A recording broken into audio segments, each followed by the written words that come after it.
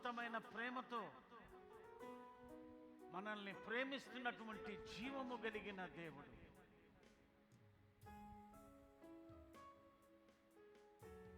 దేవా, ఆల్ఫా ఒమేగము, ఆదియు అంతమునయున్నవాడు, పరలోక సైన్యము చేత మీ పరిశుద్ధతను, పరిశుద్ధుడు పరిశుద్ధుడు పరిశుద్ధుడు అని కెరూబులు, సెరూబులు, 24 పెద్దలు, 4 జీవులు, కోట్ల కొలది దేవదూతలు పరలోక సైన్యము చేత ఆరాధించబడుతున్న దేవుడు. భూమి మీద ఉన్న సకల పరిశుద్ధుల చేతను కొనియాడబడుతున్న దేవుడు. దేవా, భూలోకములో ఉన్న సంఘముల చేత, నీ భక్తుల చేత, నిన్ను నమ్మి నిన్ను వెంబడిస్తున్న వ్యక్తుల చేత నీ పరిశుద్ధతను కొనియాడడానికి మీరిచ్చిన కృపకే వందనాలు. 6 దినములు నీ కోసమును కష్టపడవలెను, 7వ దినాన దేవుణ్ణి ఆరాధించుట జ్ఞాపకముంచుకొనవలెనని చెప్పిన దేవ,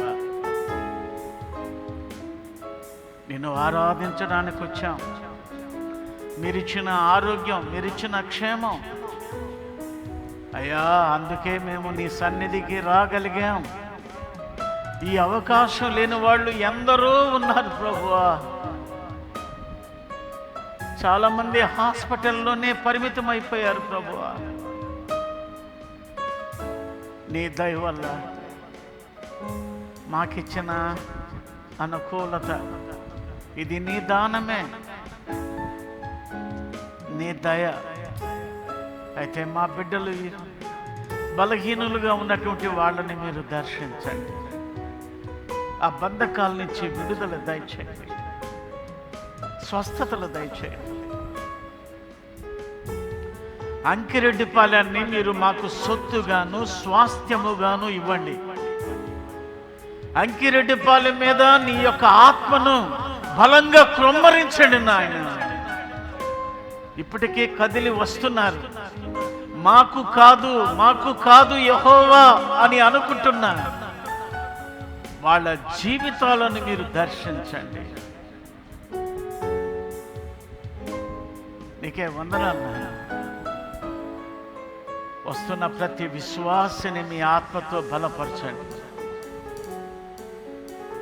ఏ సమస్య లేకుండా ఆరాధన చక్కగా జరగడానికి కృపనివ్వండి. ఇంటర్నెట్ను కూడా మీ స్వాధీనంలో ఉంచుకోండి. దీవించండి నాయన. మా యవ్వన పిల్లల్ని అభిషేకించండి నాయన. దైవీకంగా మమ్మల్ని నీ వాక్యము ద్వారా పెంచండి, ఆశీర్వాదకరంగా నడిపించండి. సమస్త ఘనత, మహిమ, ప్రభావము తండ్రి అయిన దేవునికి ఆరోపిస్తూ ఈ ఆరాధనలో నీ ప్రత్యక్షను చూడాలని ఇష్టపడుతూ యేసు నామములో ప్రారంభిస్తున్నాము తండ్రి, ఆమేన్.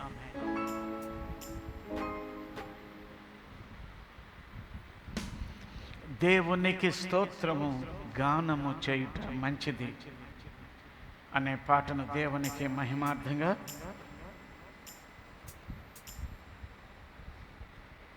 నూట 80వ పాట తీయండి. పాటల పుస్తకంలో నుండి, మన యొక్క స్తుతి గీతాల్లో నుండి 180వ పాట. అందరం దేవునికి మహిమార్థంగా పాడదాం.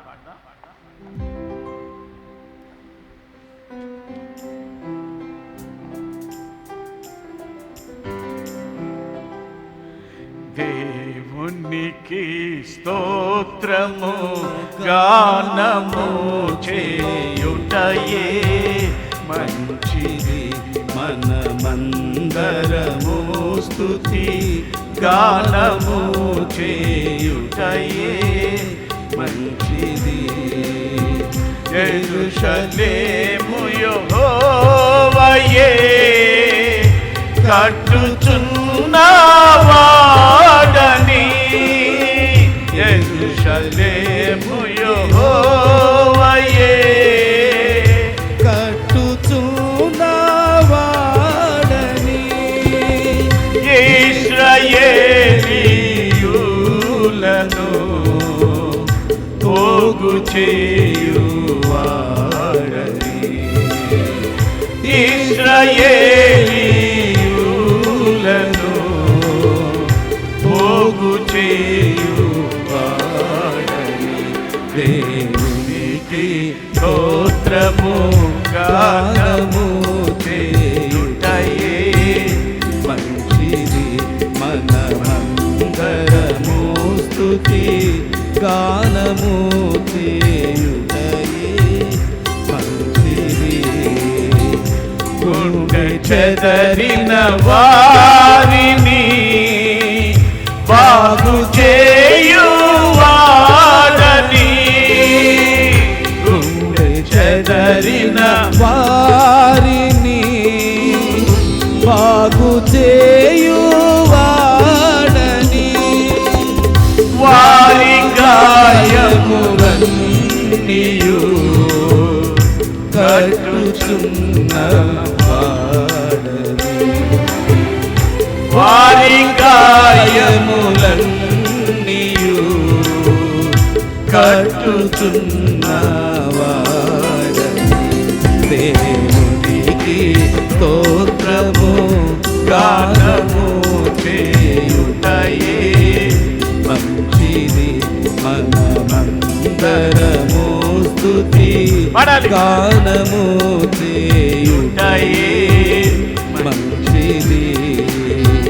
ప్రభువు గొప్ప వాడును, అధిక శక్తి సంపన్నుడు, ప్రభువు గొప్ప వాడును, అధిక శక్తి సంపన్నుడు, జ్ఞానమునకు ఆయనే మితియులేని వాడని, జ్ఞానమునకు ఆయనే మితియులేని వాడని, దేవునికి స్తోత్రము గానము చేయుటయే మంచిది. మనమందరము స్తుతి గానము చేయుటయే మంచిది. దీనులకు గాయని భక్తిహీనులకు దీనులకు గాయని భక్తిహీనులకు సితారాతో దేవుని స్తుతులతో సితారాతో దేవుని స్తుతులతో దేవునికి స్తోత్రము గానము చేయుటయే మంచిది. మనమందరము స్తుతి గానము చేయుటయే మంచిది. వాక్యమును యాకోబుకు తెలియజేసిన వాడని, వాక్యమును యాకోబుకు తెలియజేసిన వాడని, ఏ జనముకి లాగునా చేసియుండలేరని, ఏ జనము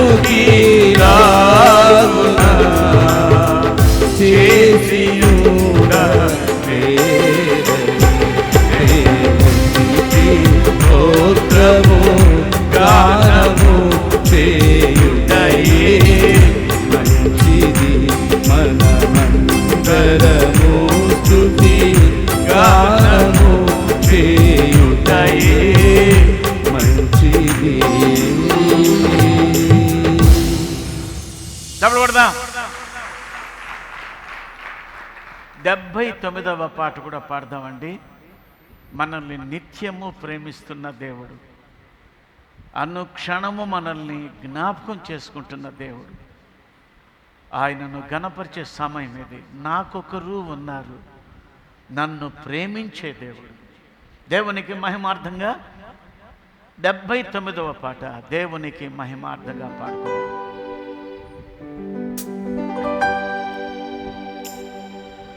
అడవిలోని గొర్రెవలే గురి తప్పి తిరిగి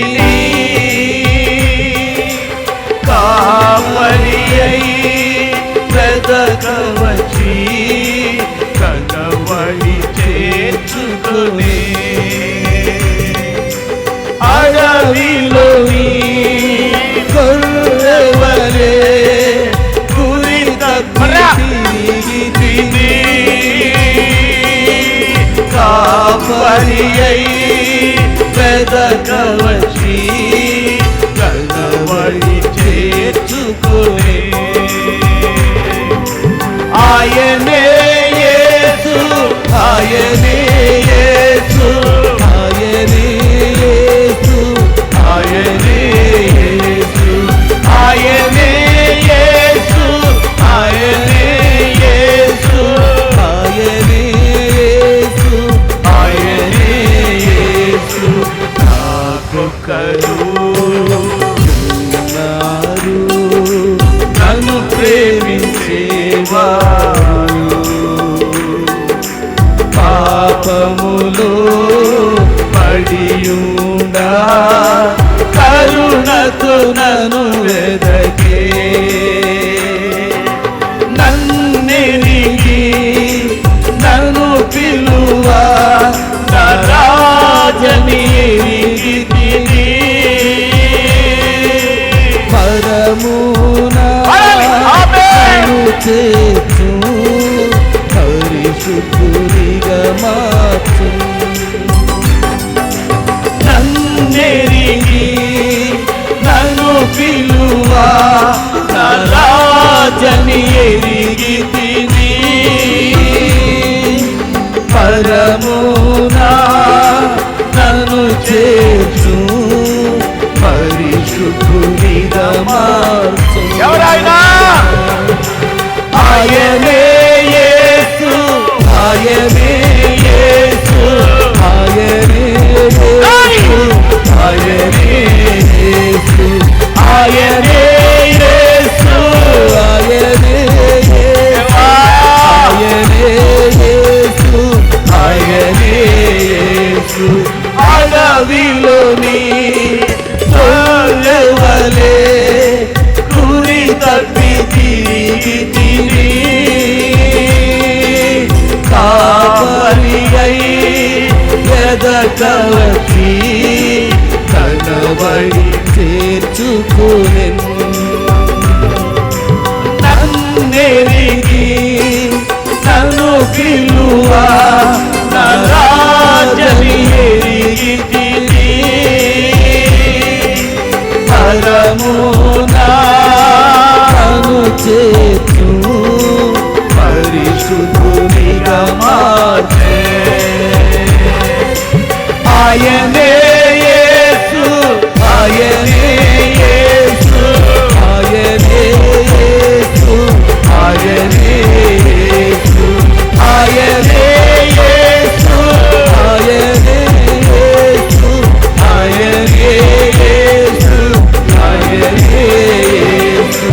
నాకొకరు ఉన్నారు, నన్ను ప్రేమించేవారు, పాపములో పడియుండా కరుణతో నన్ను వెదకే.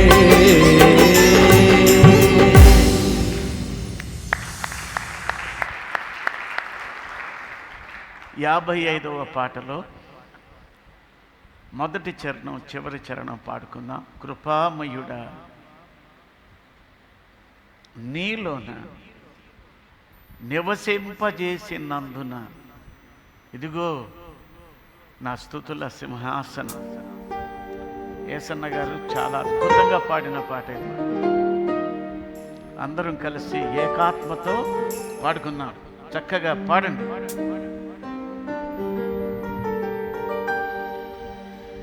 ఏ అపాయము నా గుడారము సమీపించనీయక, ఏ అపాయము నా గుడారము సమీపించనీయక, నా మార్గములన్నిటిలో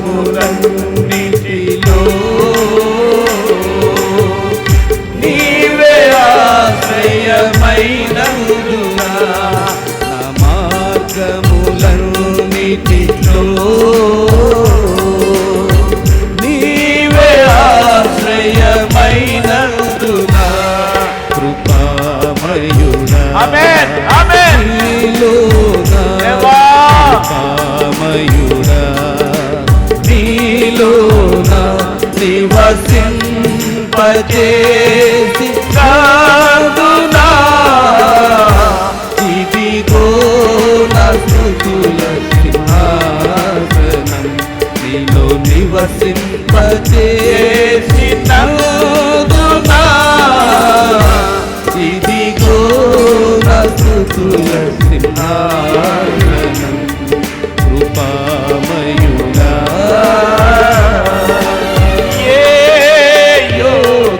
యోగ్యతలేని నాను జీవకిరీటమిచ్చుటకు, ఏ యోగ్యతలేని నాకు జీవకిరీటమిచ్చుటకు, నీ కృపలను వీడక శాశ్వత కృపగా మారెను, నీ కృపలను వీడక శాశ్వత కృపగా మారెను, కృపామయుడా నీలోనా కృపామయుడా నీలోనా నివసింపజేసినందునా,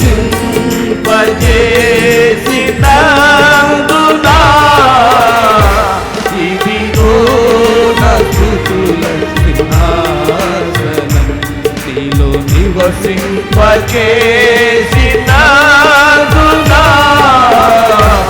ఇదిగో నా స్తుతుల సింహాసనం, కృపామయుడా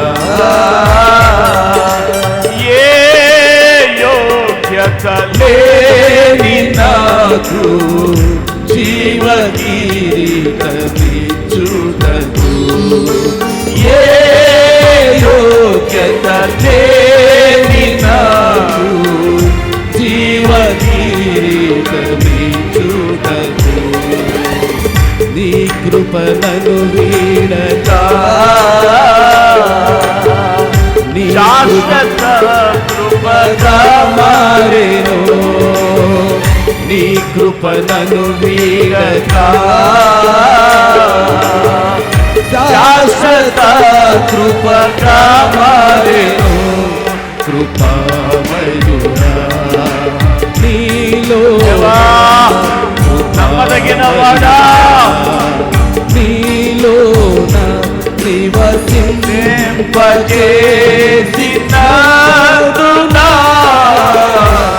ఇదిగో నా స్తుతుల సింహాసనం, నీలో నివసింపజేసినందునా,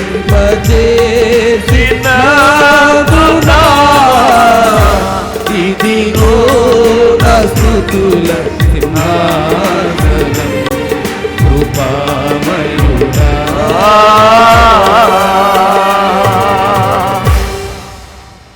దేవా. నాయనా, నిన్ను ఆరాధించుకునే భాగ్యం నీ ఎదుట మమ్మల్ని మేము తగ్గించుకోవడానికి, మీ గుణగణములను పొగడడానికి మాకిచ్చిన ఈ ఆరాధన సమయాన్ని బట్టి వందన. మాట్లాడు. ఆరాధన అంటే నీకోసం ప్రార్థన చేయడం కాదు. ఇటు చూడరా, ఇటు చూడు, తల దించు.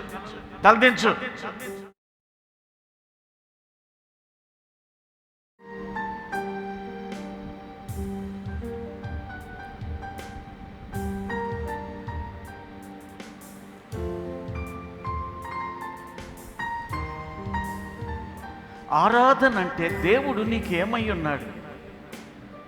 ఎందుకు వచ్చావు ఇక్కడికి?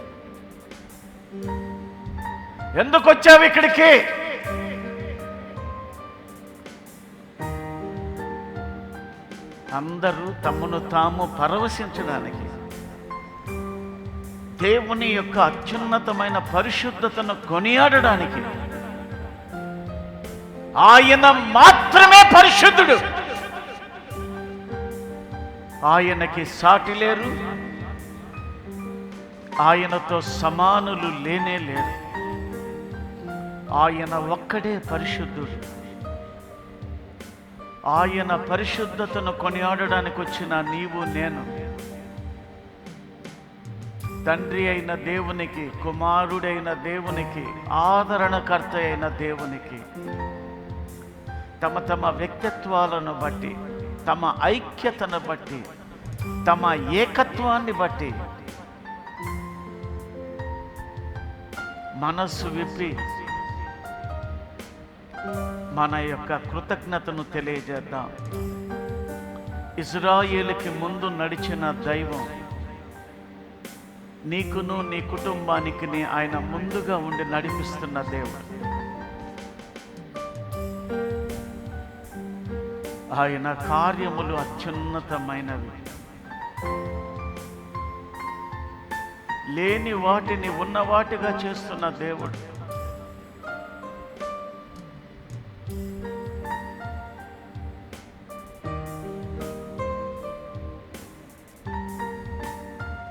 పరిశుద్ధుడు, పరిశుద్ధుడు, పరిశుద్ధుడు, పరిశుద్ధుడు, పరిశుద్ధుడు.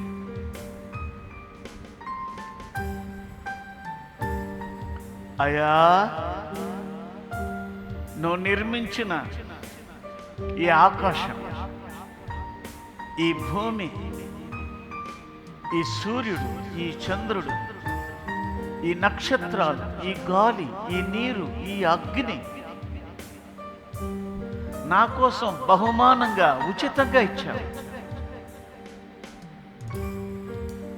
5 రోజుల సృష్టి నిర్మాణము జరిగింది. 6వ రోజున నీ పోలికలో నన్ను నిర్మించుకున్నావు. 7వ రోజున మీరు విశ్రమించారు.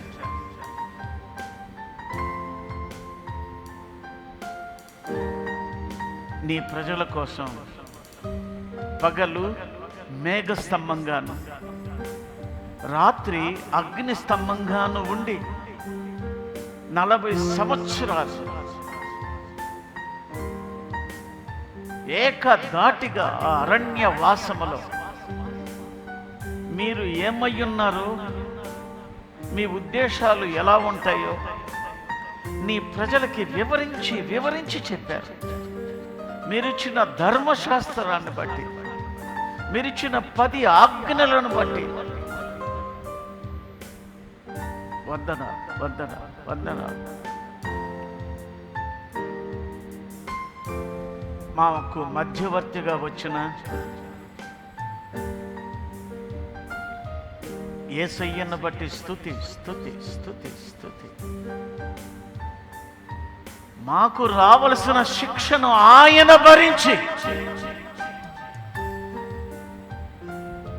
నన్ను పరిశుద్ధునిగా చేయడానికి, తెగిపోయిన బాంధవ్యాన్ని మరలా కలపడానికి,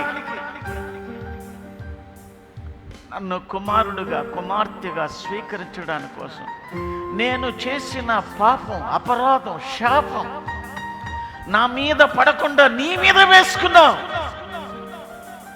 జాలి కలిగిన దేవా, రక్షణ అందరికీ అందుబాటులోకి తీసుకొచ్చావు.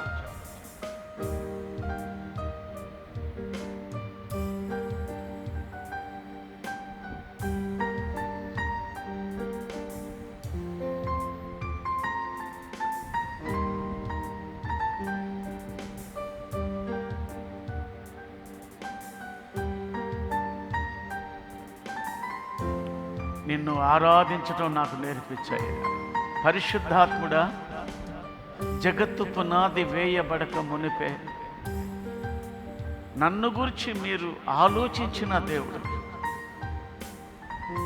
మీ వరములను బట్టి, మీ ఫలములను బట్టి వందనాలు. మీ త్రిత్వాన్ని, మీ ఐక్యతను, మీ ఏకత్వాన్ని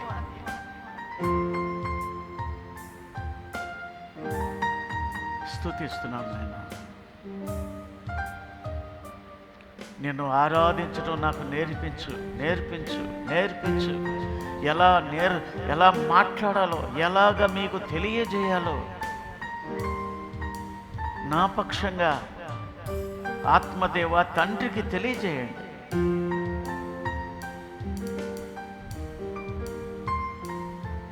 ప్రతి అణువు, ఈ భూమి మీద ఉన్న ప్రతి అణువు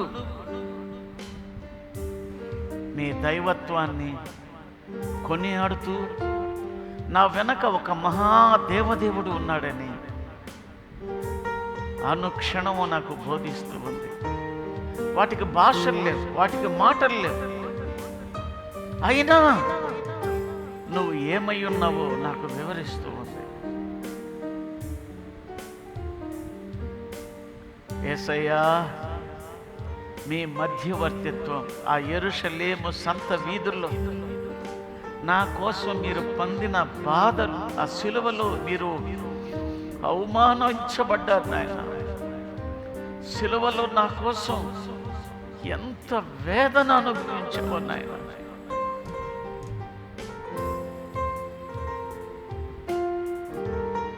ఆత్మదేవా, మరొకసారి నిన్ను కొనియాడుతున్నాను.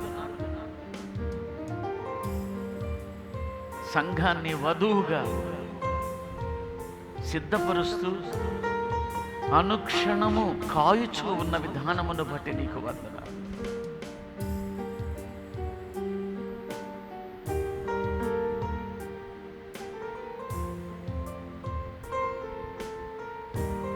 అందుకే నిన్ను స్తుతిస్తున్నాను, నిన్ను ఘనపరుస్తున్నాను. యేసు నామములో తండ్రి అయిన దేవునికి వినయముతో నా భక్తిని, నా ఆరాధనను, నా స్తుతిని వినమ్రముతో నేను సమర్పిస్తున్నాను తండ్రి. ఆమేన్.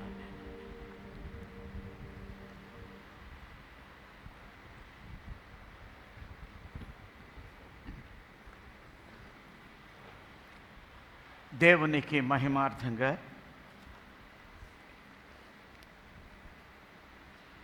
62వ కీర్తన బైబిల్ తీయండి.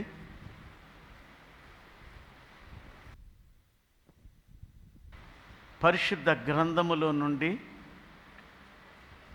62వ కీర్తన ఉత్తర ప్రత్యుత్తరాలుగా మనము ధ్యానం చేసుకుందాం. రెస్పాన్సివ్ రీడింగ్గా సామ్ నంబర్ 62 దేవునికి మహిమార్థంగా ధ్యానించుకుందాం. నా ప్రాణము దేవుని నమ్ముకొని మౌనముగా ఉన్నది, ఆయన వలన నాకు రక్షణ కలుగును. ఆయనే నా ఆశ్రయదుర్గము, ఆయనే నా రక్షణకర్త, ఎత్తైన నా కోట ఆయనే, నేను అంతగా కదిలింపబడిన.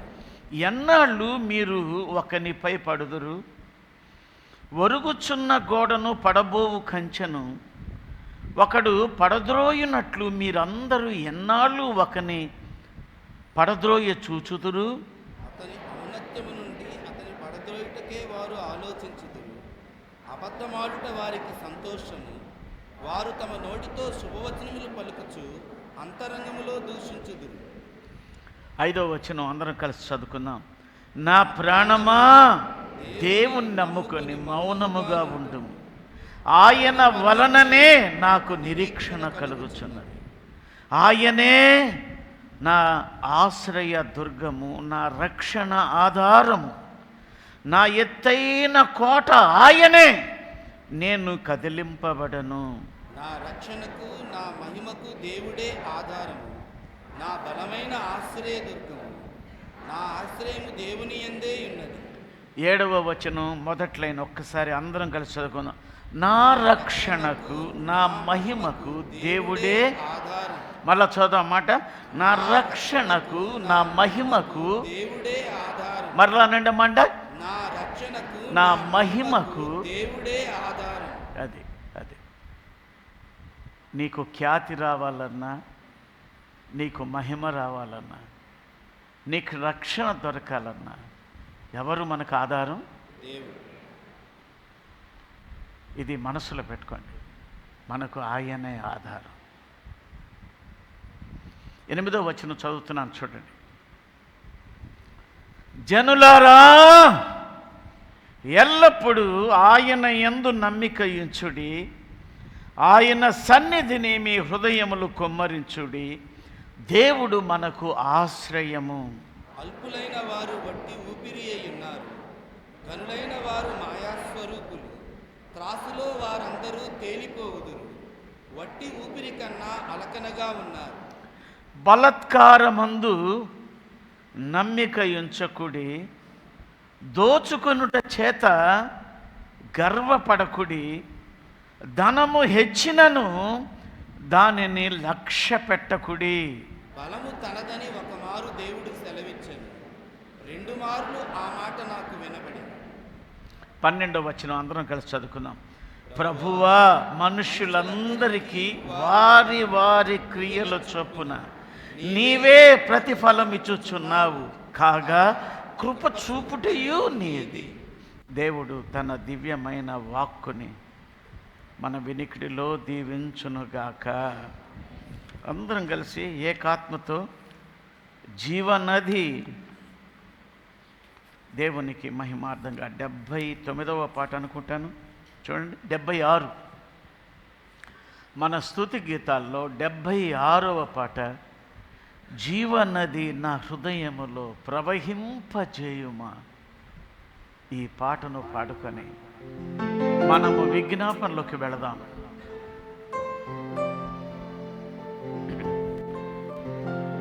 జీవనదిని నా హృదయములో ప్రవహింపజేయుమయ్యా. జీవనదిని నా హృదయములో ప్రవహింపజేయుమయ్యా. శరీర క్రియలన్నీయు నాలో నశింపజేయుమయ్యా.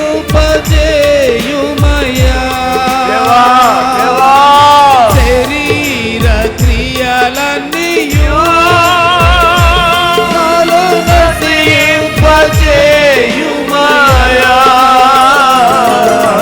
జీవనదిని నా హృదయములో ప్రవహింపజేయుమయ్యా. జీవనదిని నా హృదయములో ప్రవహింపజేయుమయ్యా. ఎండిన ఎముకలన్నీయు తిరిగి జీవింపజేయుమయ్యా. ఎండిన ఎముకలన్నీయు తిరిగి జీవింపజేయుమయ్యా. జీవనదిని నా హృదయములో ప్రవహింపజేయుమయ్యా. జీవనదిని నా హృదయములో ప్రవహింపజేయుమయ్యా. బలహీన సమయములో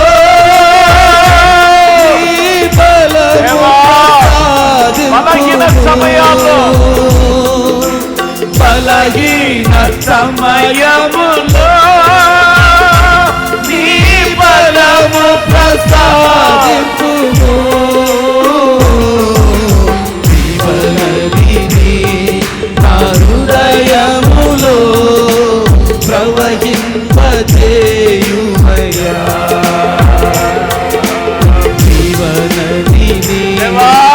హృదయములో ప్రవహింపజేయుమయ్యా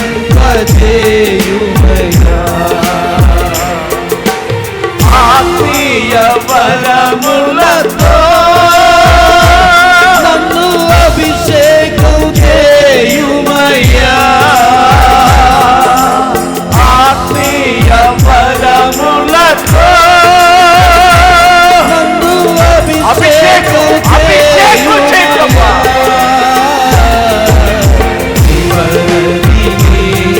నా హృదయములో ప్రవహింపజేయుమయ్యా జీవనదిని నా హృదయములో ప్రవహింపజేయుమయ్యా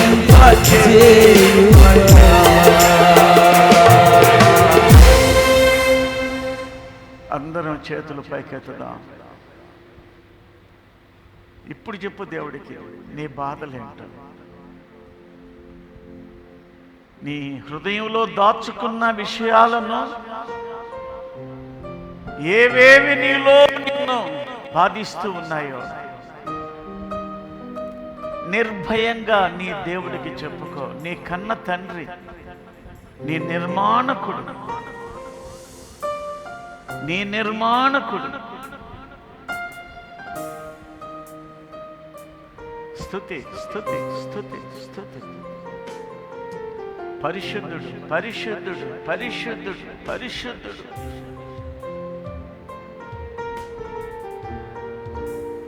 బలహీన సమయాలలో బలపరిచే దేవా, నన్ను దాటిపోవద్దు, నన్ను దాటిపోవద్దు. అయ్యా అయ్యా నాయనా, ఏలినవాడా, నా పోషకుడా, నా యజమానుడా, ఎలోహీం. స్తుతి స్తుతి స్తుతి స్తుతి స్తుతి స్తుతి స్తుతి స్తుతి. ఆశ కలిగి నీ దగ్గరకు వచ్చాను ప్రభువా. ఎవరున్నారు? నాకెవరున్నారు? ఆకాశమందు నువ్వు తప్ప.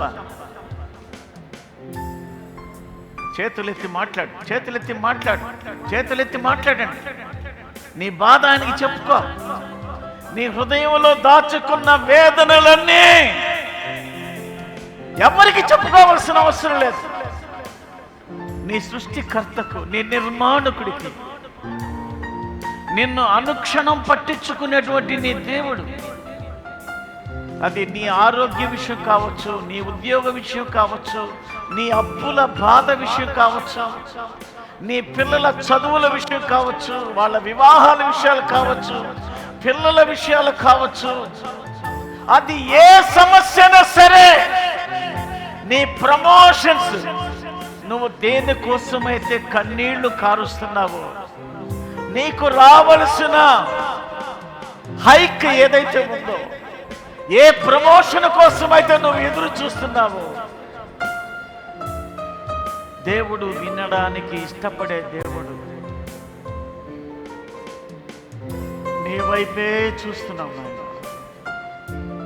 నన్ను దాటిపోవద్దు.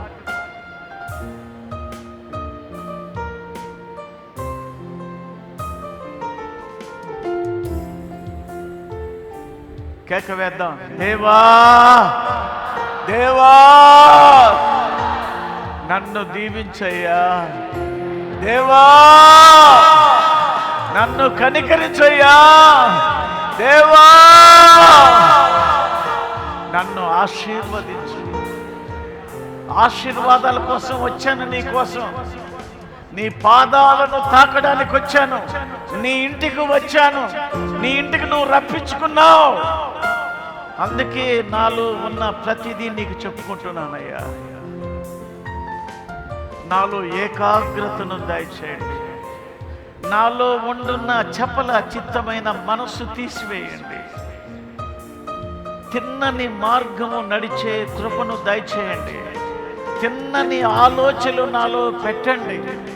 నన్ను అభ్యంతరపరుస్తున్న ఆలోచనలు నాలో నుండి తీసివేయండి, తీసివేయండి, తీసివేయండి.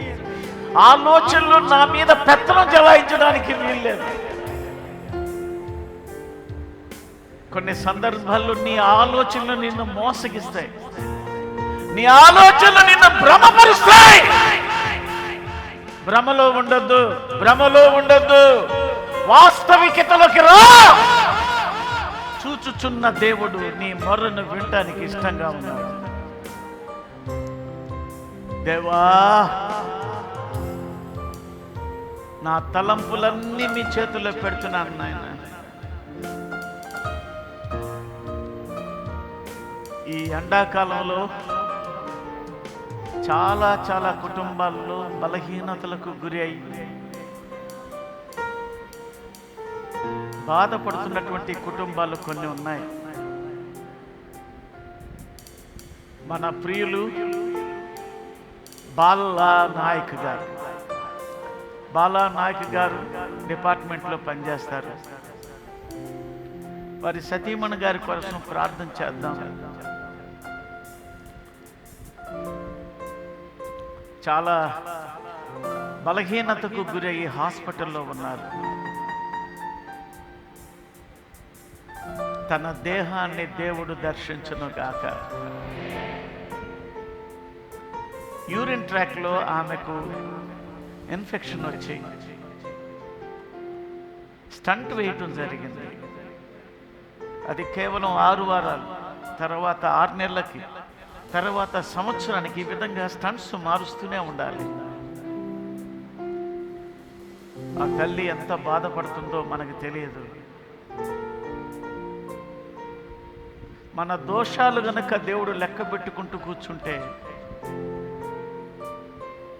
ఎవడు ఆయన ఎదుట నిలవగలడు?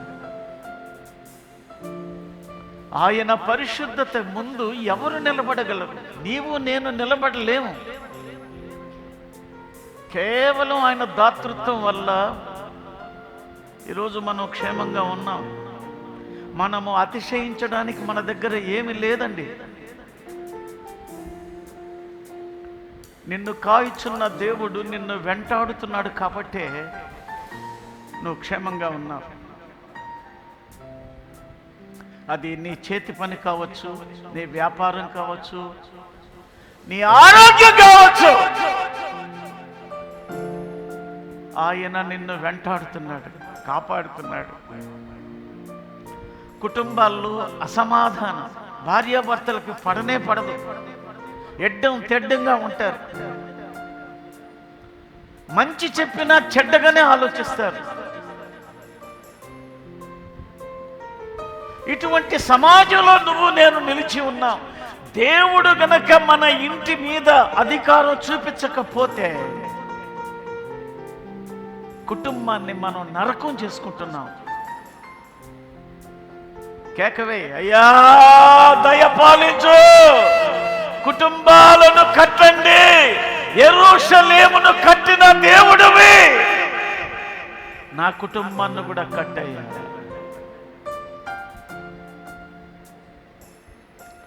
బాలా నాయక్ గారి కుటుంబాన్ని ఆదరించండి. రకరకాల వ్యాధులు. రాత్రి ఇందిరా గారికి, యోహాన్ గారి సతీమణి గారికి క్యాటరాక్ట్ ఆపరేషన్ చేశారు. దేవుడు ఆమెకి మంచి చూపును దయచేయను కాక. కంటి సమస్యలు, పంటి సమస్యలు, నడుము నొప్పులు, ఇట్లా రకరకాల వ్యాధులతో బాధతో పడుతున్నటువంటి సహోదరులు సంఘంలో ఉన్నారు. అందరం ఏకాత్మత అడుగుదాం. యేసు నామములో స్వస్థత, యేసు పొందిన గాయముల ద్వారా స్వస్థత, యేసు నామములో స్వస్థత, యేసు పొందిన గాయముల ద్వారా స్వస్థత, యేసు నామములో స్వస్థత, యేసు పొందిన గాయముల ద్వారా స్వస్థత, స్వస్థత, స్వస్థత, స్వస్థత, స్వస్థత, స్వస్థత, నీకు స్వస్థత, నీకు స్వస్థత, నిన్ను తాకునుగాక, నీకు విడుదల దయచేయను కాక. విడుదల, విడుదల, విడుదల, విడుదల, విడుదల, విడుదల, విడుదల, విడుదల,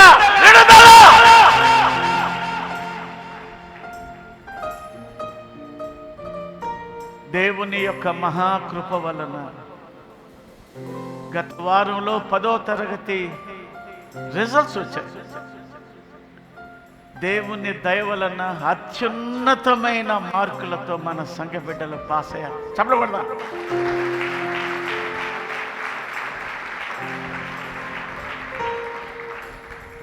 దేవా, వెంకటేశ్వర రెడ్డి కుమార్తె మేఘనాని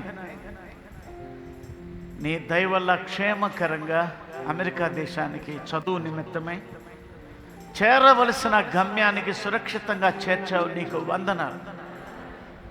రానున్న 2 సంవత్సరాల్లో చక్కగా చదువుకొని ఆ అమెరికా దేశంలో బిడ్డ స్థిరపడగలిగిన గొప్ప స్థితిని మేఘనాకి దేవుడు దయచేయునుగాక. సాయి కోసం ప్రార్థన చేద్దాం. సాయి దేవుడు దయ వల్ల 3 ఇంటర్వ్యూస్లో బిడ్డ హాజరవుతున్నాడు. రేపు ఒక ఇంటర్వ్యూ ఉంది కెనడా దేశంలో. దేవుడు నిశ్చయముగా దేవుడు సహాయము చేయునుగాక. దేవుడు సహాయము చేయునుగాక. దేవా, నువ్వు ఇచ్చిన ఉద్యోగాన్ని బట్టి నీకు స్తుతులు స్తోత్రాలు చెల్లిస్తున్నావు నాయనా. అనిత కూడా రాజు కుమార్తె ఇంటర్వ్యూలో హాజరయ్యింది. దేవుని చిత్తమైతే దేవుడు సహాయము చేయునుగాక. దేవుడు దీపా విషయంలో అమెరికా దేశంలో ఇంటర్వ్యూ హాజరవుతుంది. దేవుడు ఆ బిడ్డకి సహాయము చేయునుగాక. లావణ్య కుమార్తె భావన విషయంలో పిఎఫ్ అప్రూవల్ విషయంలో దేవుడు సహాయము చేయునుగాక. మంచి కంపెనీలో ఆ బిడ్డకి ఉద్యోగం వచ్చింది. దేవుని దయ వలన మంచిగా ఆ బిడ్డ జీవితాన్ని దేవుడు ఆ కెరియర్ని ఉన్నతమైన స్థితికి నడిపించునుగాక. చిన్న సునీల్ నరసింహరావు గారి యొక్క కుమారుడు గత వారంలో బర్త్డేని స్వీకరించి కొత్త సంవత్సరాలు అడుగుపెట్టగలిగిన కృపనిచ్చాడు. అలాగే దేవుడు ఆ బిడ్డ పట్ల ఎన్నో అద్భుతాలు లండన్లో సహాయపడి ఉన్నతమైన స్థితికి దేవుడు నడిపిస్తూ ఉన్నాడు. లండన్లో ఉన్న మన బిడ్డలు, కెనడాలో ఉన్న మన బిడ్డలు, యుఎస్లో ఉన్న మన బిడ్డలు, ఫిలిప్పీన్స్లో ఉన్న మన బిడ్డలు, నెదర్లాండ్స్లో ఉన్నటువంటి మన బిడ్డల్ని ఆయన కాయునుగాక. ఐసెట్ కోసం, ఎంసెట్ కోసం, నీటి కోసం, అలాగే ఏపీ సెట్ ఈరోజు ఆశాజ్యోతి రాస్తూ ఉంది. దేవుడు మన పిల్లల్ని దర్శించునుగాక.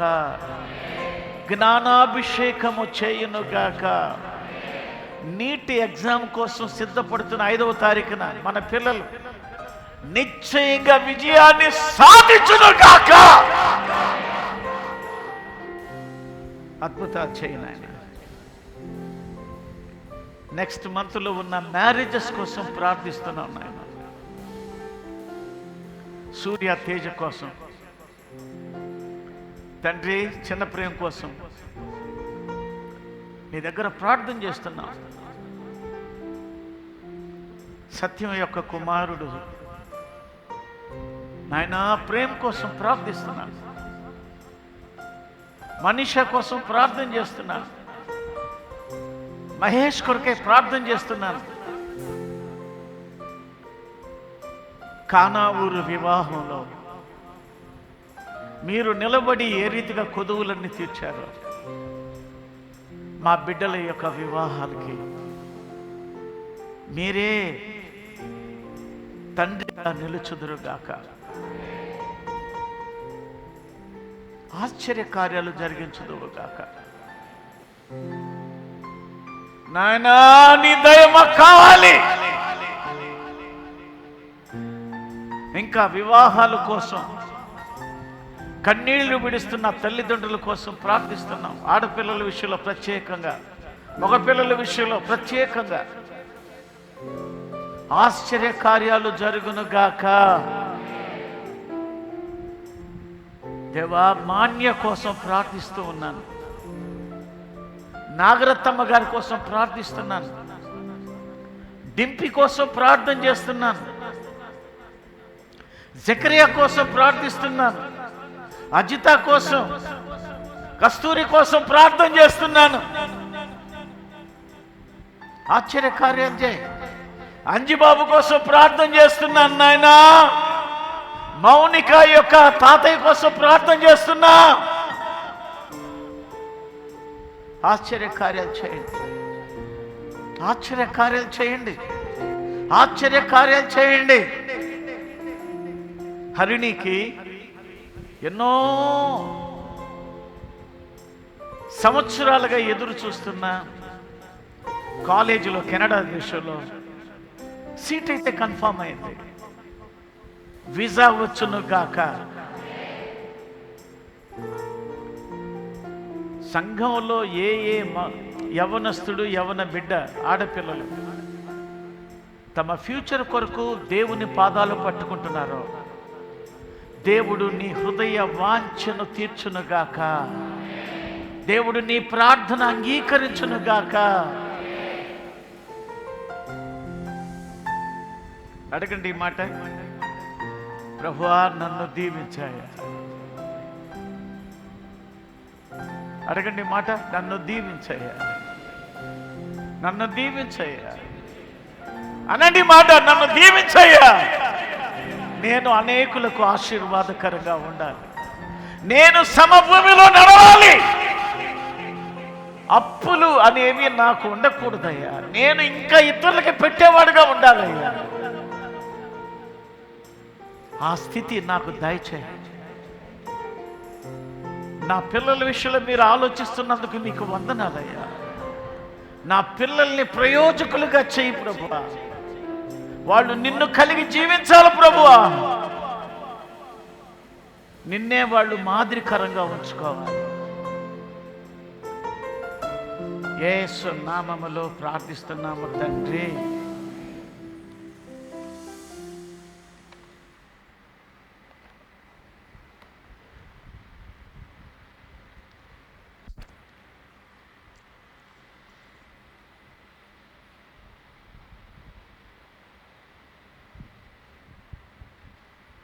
చప్పట్లు కొడదాం దేవునికి.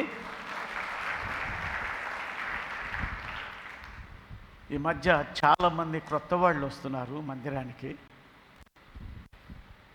ఆరాధన అయిన తర్వాత నన్ను ఒక్కసారి కూడా పలకరించని వాళ్ళు ఎవరైతే ఉన్నారో, నన్ను పలకరించి వెళ్ళండి. మిమ్మల్ని గురించి నాకు పరిచయం చేసుకోండి. దయచేసి మిమ్మల్ని ప్రేమతో ఆహ్వానిస్తున్నాను. ఈ సహవాసానికి మీరు ఇష్టపడి వస్తున్నారు. మీ యోగక్షేమాలు, మీ ఇంటి పరిస్థితులు తెలుసుకోవడానికి నేను ఇష్టం కలిగి ఉన్నాను. మిమ్మల్ని గురించి నాకు తెలుసుకోవడానికి నాకు అవకాశం ఇవ్వండి. నిలబడండి. ఒక కొన్ని నిమిషాలు మీరు నిలబడితే మీ దగ్గరికి నేను వస్తాను. కింద ఉన్న వాళ్ళు కానీ, పైన ఉన్న వాళ్ళు కానీ, క్రొత్తగా వస్తున్న వాళ్ళు. ఇంతసేపు ప్రార్థన చేస్తున్నాం మనం ఇక్కడ. ఏదైనా స్పెషల్ రిక్వెస్ట్ ఉంటే నిలబడండి. కానీ ఇదే పాస్టర్ గారు మళ్ళీ నాకు చేయాల్సిందని అనేవాళ్ళు ఉంటారు కొంతమంది.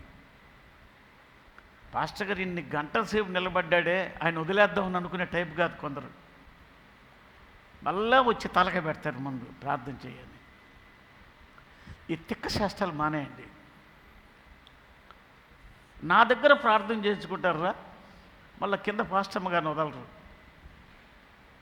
ఆమెను పట్టుకుంటారు. మళ్ళా నా దగ్గరకు వచ్చారే వాళ్ళు, నాతో మాట్లాడారా, మీతో కూడా మాట్లాడారా. ఇట్ట సృష్టించబాకండి.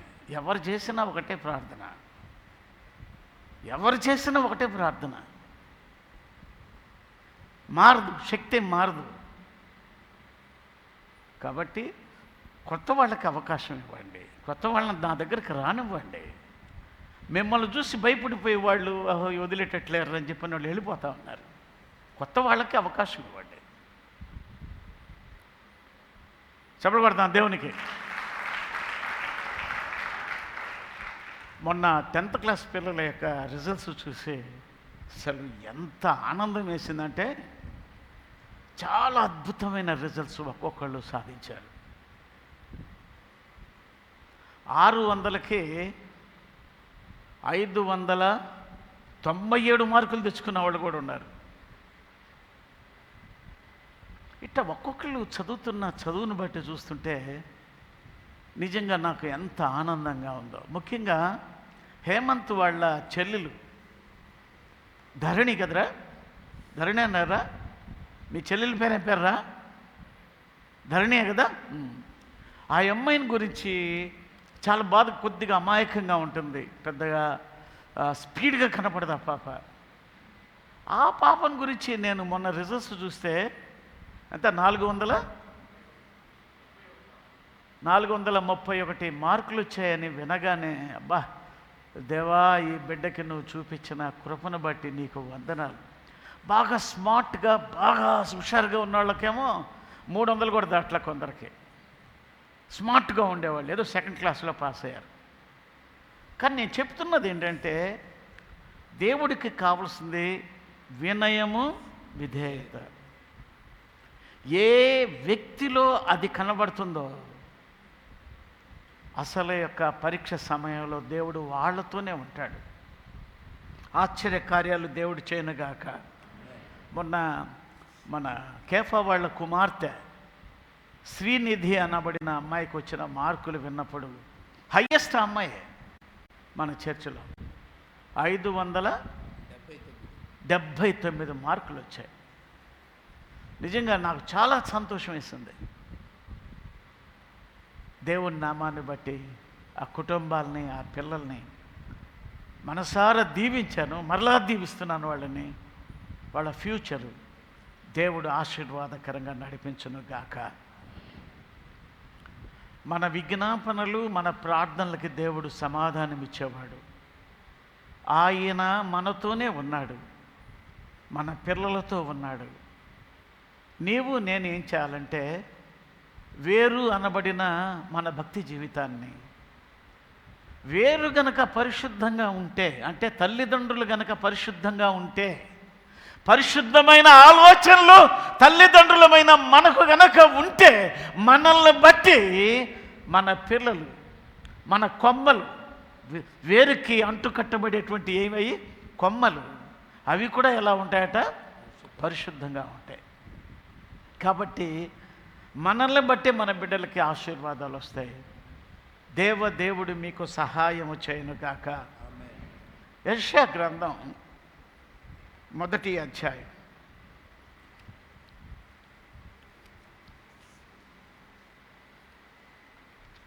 యెషయా గ్రంథం క్రీస్తుకు పూర్వం 740 ఆ ప్రాంతంలో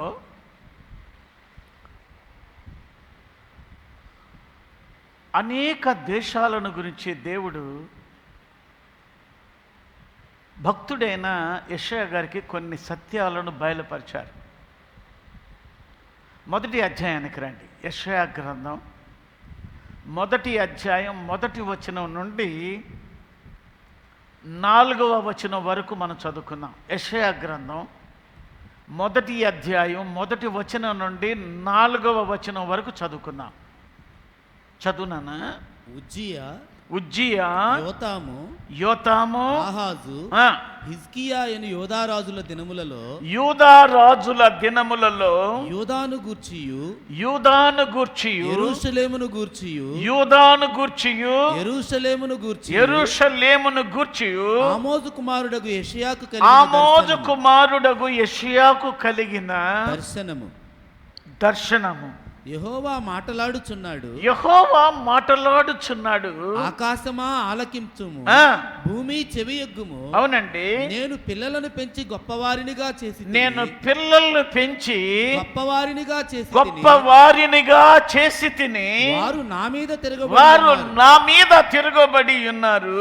ఎద్దు తన కామందు నెరుగును, అవును, గాడిద సొంతవాని దొడ్డి తెలుసుకొనును. అవునండి, ఇశ్రాయేలుకు తెలివి లేదు, అవును, నా జనులు యోచింపరు. పాపిష్టి జనమా, దోషభరితమైన ప్రజలారా, సంతానమా, చెరుపు చేయు పిల్లలారా, మీకు వారు యెహోవాను విసర్జించి ఉన్నారు. వారు యెహోవాను విసర్జించి ఉన్నారు. ఆ, ఇశ్రాయేలు యొక్క పరిశుద్ధ దేవుణ్ణి దూషితురు, ఆయనను విడిచి తొలగిపోయి ఉన్నారు.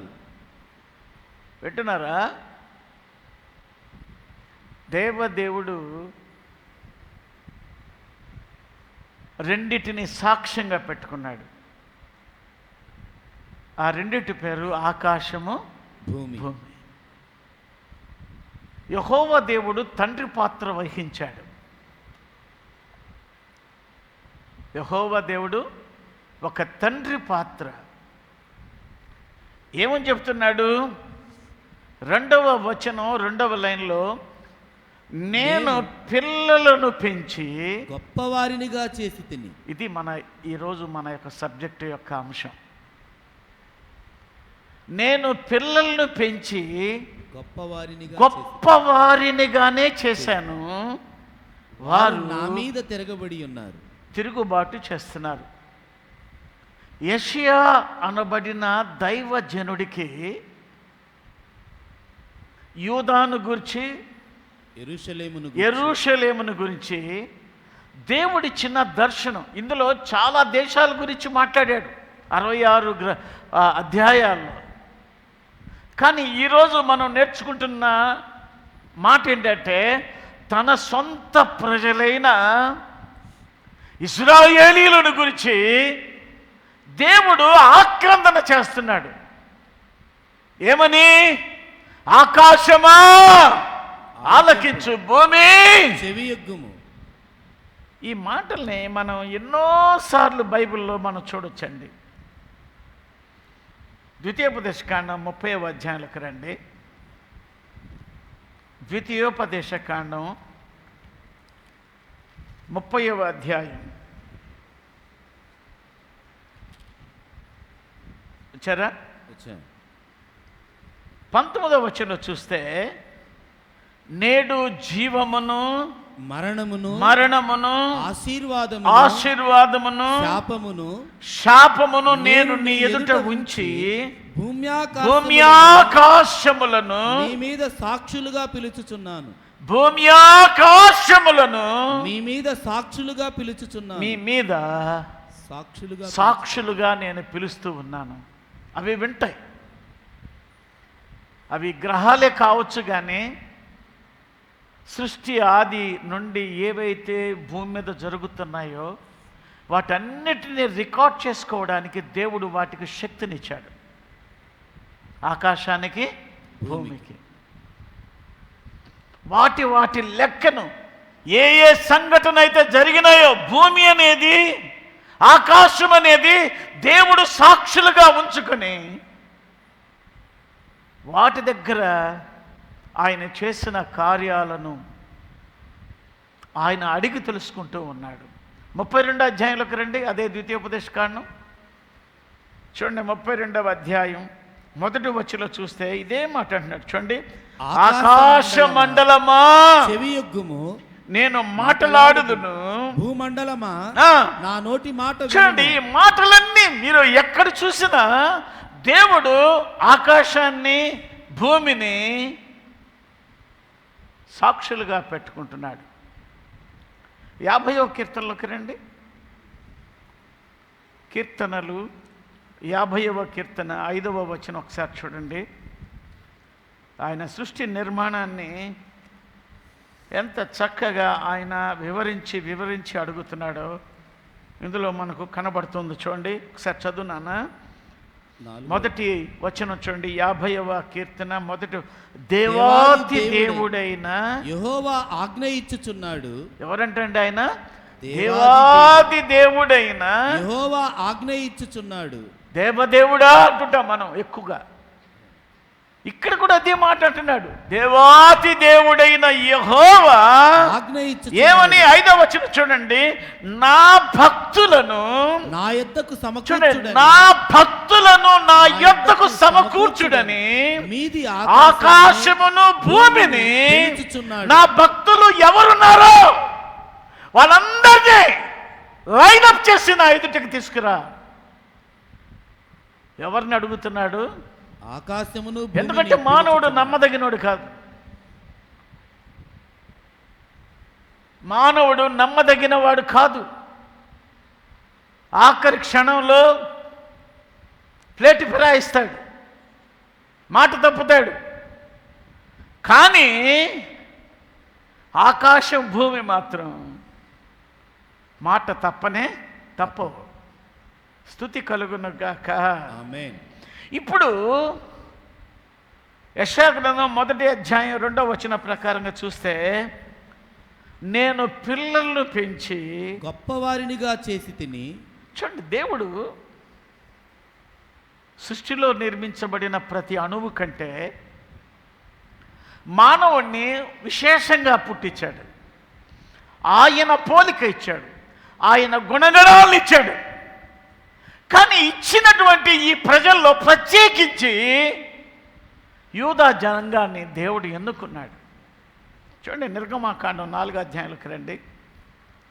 నిర్గమాకాండం 4వ అధ్యాయంలో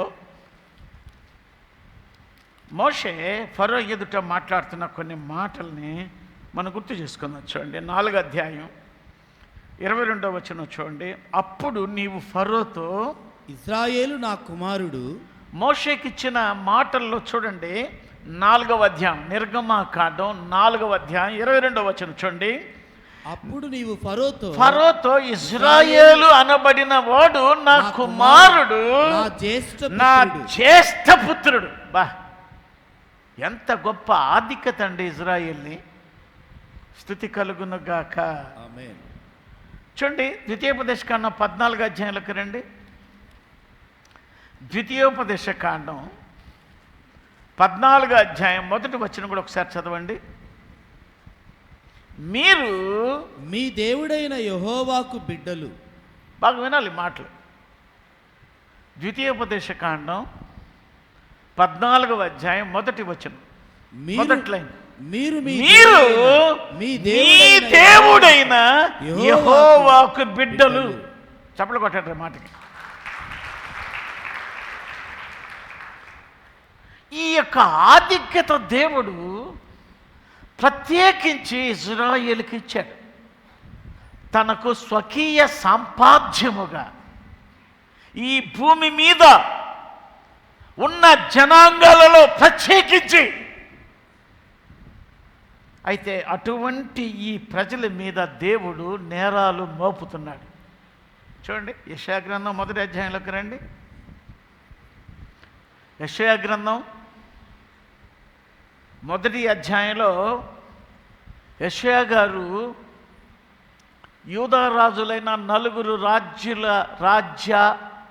రాజులుగా ఉన్న వారి మధ్యలో ప్రవక్తగా పనిచేసినటువంటి వ్యక్తి.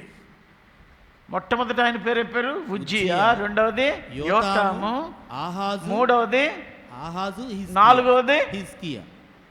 ఇంతమంది రాజుల రాజ్య పరిపాలనలో యెషయా గారిని నిలబెట్టుకొని ఆయన యొక్క దైవీక ఉన్నతమైన స్థితిని దేవుడు చూపించి మాట్లాడుతున్నాడు. 2వ వచనం చెప్తున్నాడు, నేను పిల్లలను పెంచి గొప్పవారినిగా చేసి తిని. నేను నా బిడ్డల్ని ఎలా చూసుకుంటున్నాను? నేను గొప్పవాళ్ళగా చూశాను. నిజంగా మనం కూడా ఎన్నో సందర్భాల్లో మన పిల్లల గురించి, వాళ్ళను గురించి, వాళ్ళ యొక్క స్థితిగతులను గురించి ఇతరులకి మనం చెప్పుకుంటున్నాం. మీరు ఏమన్నా అనుకోండి, ఎన్నో కష్టాలు పడ్డాను వాళ్ళ కోసం. ఎప్పుడు కూడా నేను విశ్రమించలేదు, చాలా కష్టపడ్డాను. రేయి పగలు వాళ్ళ కోసం ఎన్నో త్యాగాలు చేసి వాళ్ళని పెంచుకున్న విధానం నాకు తెలుసండి. కానీ వాళ్ళు పెద్దోళ్ళు అయిన తర్వాత వాళ్ళు ఇప్పుడు నా మాట పట్టించుకోవటం లేదండి అనే మాటలు తల్లిదండ్రులు తమ నోటుగుండా చెబుతున్నారు అంటే నిజంగా అది ఆలోచించాల్సిన విషయమే. ఇక్కడ దేవుడైన యెహోవా కూడా ఇదేగా అంటున్నాడు. ఏమని? నేను మామూలుగా పెంచలా, గొప్పవారిని యేసు యొక్క ఉన్నత స్థలంలోనే పెట్టా. కానీ రెండవ లైన్ అంటున్నాడు, వారు వారు నా నా మీద తిరగబడి ఉన్నారు. బా. 4వ వచనం చివరిలో చూస్తే ఇశ్రాయేలు యొక్క పరిశుద్ధ దేవుణ్ణి దూషింతురు, అంతేకాదు ఆయనను విడిచి తొలగిపోయి ఉన్నారు. చూడండి ఎంత హృదయంలో వేదన పెట్టుకొని ఒక జనాంగాన్ని ఆయన అభియోగం చేస్తున్నాడు, నేరాలు మోపుతున్నాడు. నేను ఈరోజు మీ ఎదుటికి తీసుకొచ్చిన ఈ వాక్యం గత సోమవారం రోజున ఈ నా అనుదినం యొక్క రీడింగ్స్లో చదువుతున్నప్పుడు దైవ ధ్యానంగా ఈ అంశం నాకు భలే తాకింది.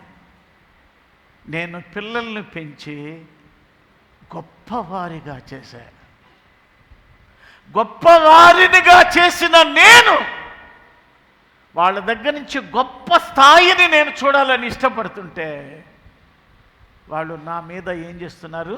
తిరగబడి ఉన్నారు. తిరుగుబాటు. కానీ ఒకటి చెప్తున్నాను రా, తిరుగుబాటు చేసి తిరుగుబాటులోనే ఉండటం చాలా డేంజర్. కానీ ఆ పొరపాట్లలో నుంచి బయటికి రావడమే నీ దగ్గర నుంచి దేవుడు కోరుకుంటున్నాడు. చెప్పబడ్డా 19వ కీర్తనలోకి రండి. తప్పులు చేస్తుంటాం మనం ఎవ్వరం పరిశుద్ధులం కాదు. కానీ ఈరోజు నా 19వ కీర్తనలో చదువుతుంటే నన్ను ఎంత ఆకర్షించిందంటే ఈ మాట చూడండి. 19వ కీర్తనలోకి రండి, 12వ వచనం ఒకసారి చదవండి. తన పొరపాటులు కనుగొనగలవాడెవడు? ప్రశ్నిస్తున్నాడు. నేను పిల్లల్ని పెంచి పెద్ద చేశాను, వాళ్ళు నా మీద తిరుగుబాటు చేశారనేది మనం మొదటి అంశంగా విన్నాం.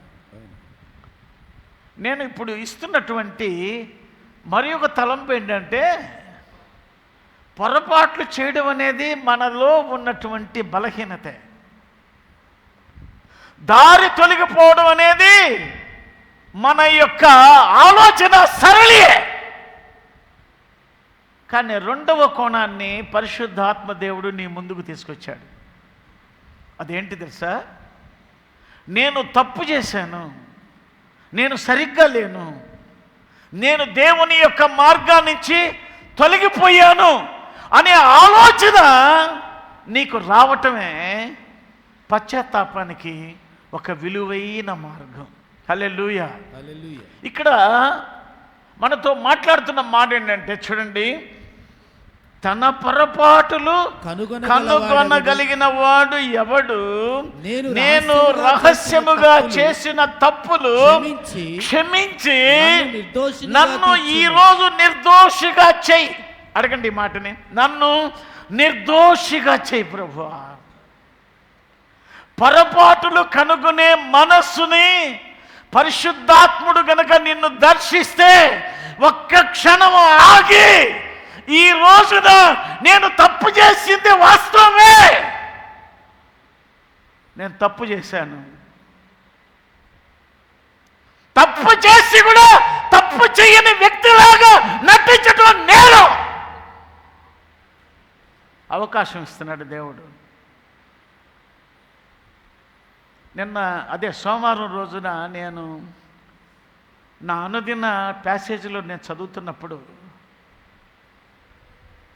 నాతో ఈ మాట పరిశుద్ధాత్ముడు మాట్లాడాడు. నేను నిన్ను గొప్పవారిగా చేశానే, ఎందుకు నా మీద తిరుగుబాటు చేస్తున్నావు? నాకు వెంటనే ఈ యొక్క వచనం నన్ను భలే ఆదరించింది. తన పొరపాట్లు కనుగొన్నవాడే నిజమైన విశ్వాసి, నిజమైన కుమారుడు. అవును నాయన, నేను తప్పు చేసింది వాస్తవమే, నీ నుండి తొలగిపోయింది వాస్తవమే, నీకు అవమానకరంగా బ్రతికింది వాస్తవమే, నీ నామానికి అవమానకరంగా పేరు తెచ్చింది వాస్తవమే. నన్ను నిర్దోషిగా చేయవా? పడిపోయింది వాస్తవమే.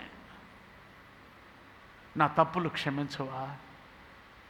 ఈరోజు పరిశుద్ధాత్ముడు నా ద్వారా నీతో సూటిగా మాట్లాడుతున్నాడు. నీ అంతరాత్మకు తెలుసు. ఆమేన్. గలతీలకు రాసిన పత్రికలో పౌలు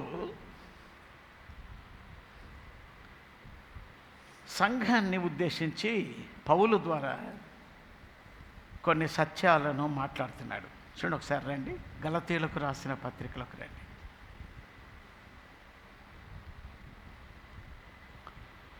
గలతీయులకు రాసిన మొదటి పత్రికలో 6వ వచనంలో ఒక మాట అంటాడు. చూడండి, క్రీస్తు కృపను బట్టి మిమ్మును పిలిచిన వానిని విడిచి, మిమ్మల్ని ఎవడైతే పిలిచాడో వానిని విడిచి, ఆయనను విడిచి భిన్నమైన సువార్త తట్టుకు మీరింత త్వరగా తిరిగిపోవుట చూడగా నాకు ఆశ్చర్యమగుచున్నది. ఒక ఒక ఒక ఒక హెచ్చరిక.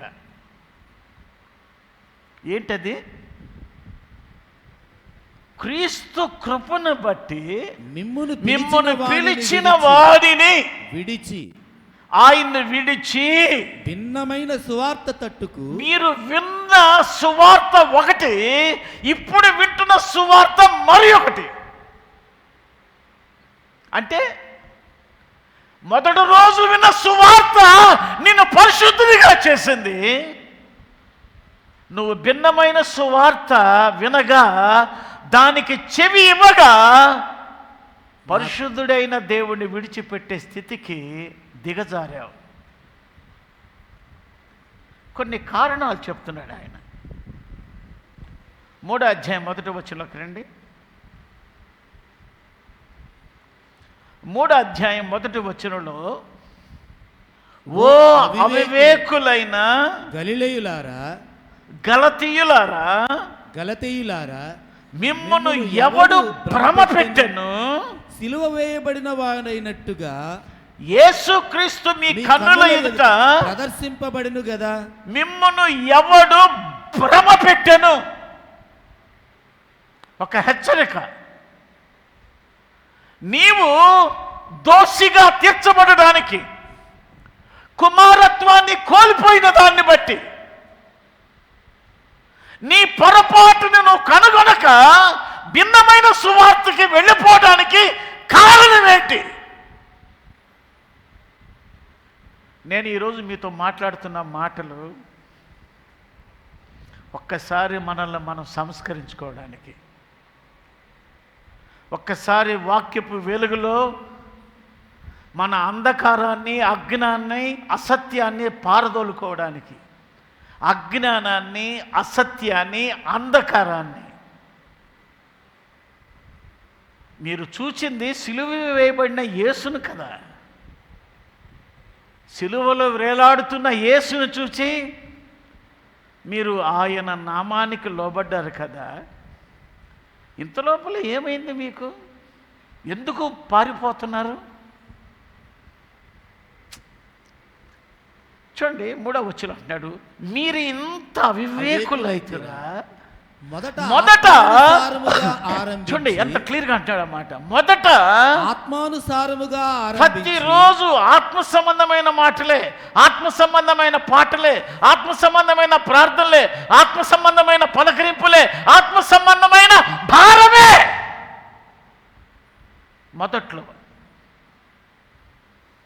మొదట్లో నీకున్న ప్రార్థన, నీకున్న పశ్చాత్తాపం, నీకున్న కన్సర్న్, భారం, ఒక కుటుంబం పట్ల నీకున్న ఆ ప్రేమ ఏమైంది? తన పొరపాటులు కనుగొన్నవాడే నిజమైన విశ్వాసి. ఎక్కడ తప్పిపోయావు? ఎక్కడ కాలు జారింది నీకు? ఎక్కడ దారి తొలగిపోయావు? ఎందుకు లేదు ఇప్పుడు ఆ ప్రార్థన?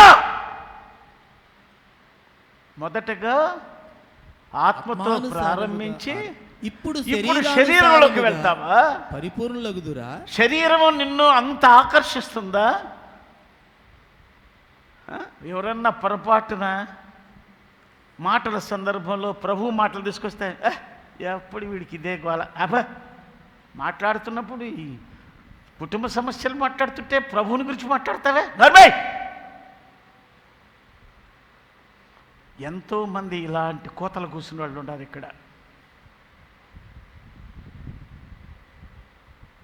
ప్రభు చెప్తుంది, ప్రభు నందు ఆనందించుడి, మరలా చెప్పుదు ఆనందించుడు. ప్రభువుని గురించి ఆనందించే మనస్తత్వం లేదా? ప్రభువే కదా మనకు సంరక్షకుడు, ఆయనే కదా మనల్ని ఇంతవాళ్ళుగా చేసింది.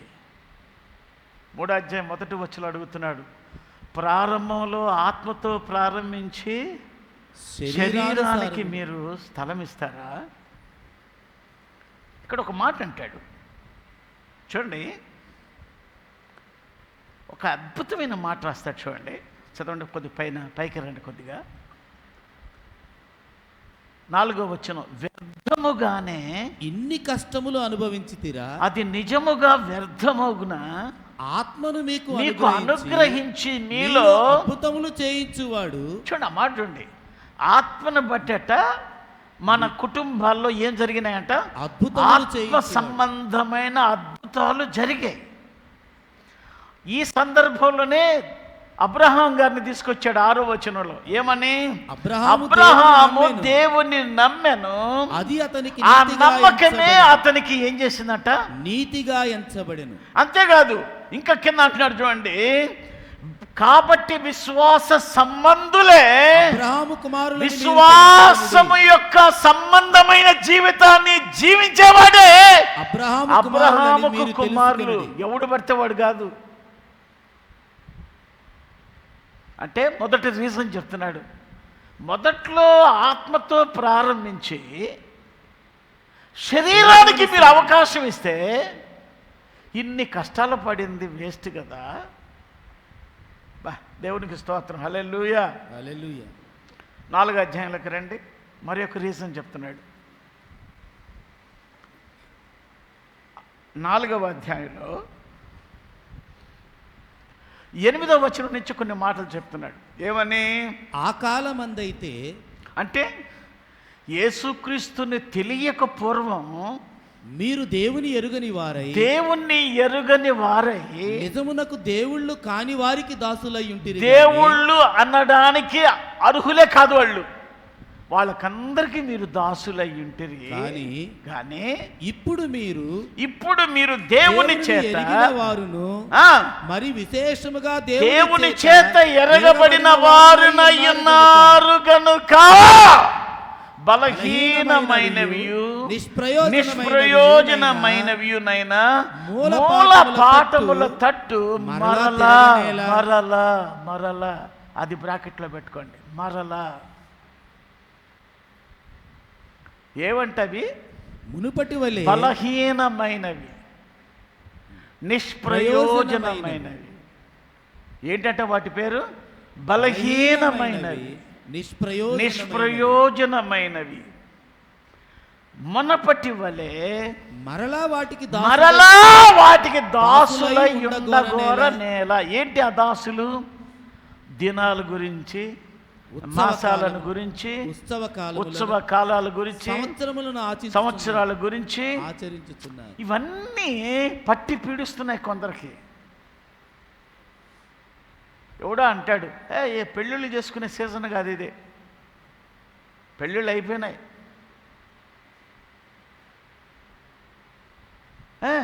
4 గంటలకు పోవటానికి వీల్లేదు, 5 గంటల నుంచి బాగుంది, అప్పటి నుంచి పోదాం.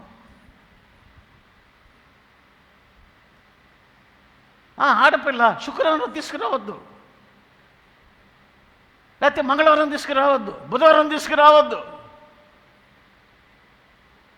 2 నెలలు ఎట్ట తీసుకొస్తాం మనం? ఏం మారేమరా మనం? ఏమన్నా మారేమా? మారినోళ్ళు మాట్లాడే మాటలేనా మన దగ్గర? బైబిల్ ఏం చెప్తుంది? కాలములు సమయములు తండ్రి తన స్వాధీనంలో ఉన్నాయి. రాహు అని కానీ కేతు అనేవి లేనే లేవు మనకు. మంచి గడియలు చెడ్డ గడియలు లేనే లేవు మనకు. అన్ని రోజులు, అన్ని గంటలు సమానమే. కొన్ని మంచివి, కొన్ని చెడ్డవి లేవు. అందుకే చెప్తున్నాడు, ఒకప్పుడైతే మీరు నిజముగా దేవుళ్ళు కాని వాటి అన్నిటికీ మీరు ఏమయ్యారు? దాసులుగా ఉన్నారు. కానీ ఇప్పుడు నిజమైన దేవుణ్ణి తెలుసుకున్నారు. దేవుని చేత ఎరగబడిన ఎక్కడ వారై ఉన్నారు. తప్పిపోతున్నావు? ఎక్కడ తప్పిపోయావు? ఎక్కడ తప్పిపోయావు? ఎక్కడ తప్పిపోతున్నావు? మిమ్మల్ని నేను గొప్పవారిగా చేసి మిమ్మల్ని పెంచాలనుకుంటే, మిమ్మల్ని చూసి అనేకులు ఆకర్షితులవ్వాలని నేను కోరుకుంటే, ఈ లోకానికి మీరు సాక్షులుగా, పత్రికలుగా, సువాసనలుగా, సాధనాలుగా, సువార్తికులుగా మిమ్మల్ని నేను చూడాలని మిమ్మల్ని పెంచి పెద్ద చేస్తే మీ బతుకట్లా ఉంది. ఎక్కడ కూర్చోన్నారు మీరు? ఏ స్థాయికి ఎదిగారు మీరు? మీకు దినాలు కావాల్సి వచ్చాయా? ఈ మాసంలో ఇవన్నీ లేవుంటండి, మోడం అంట.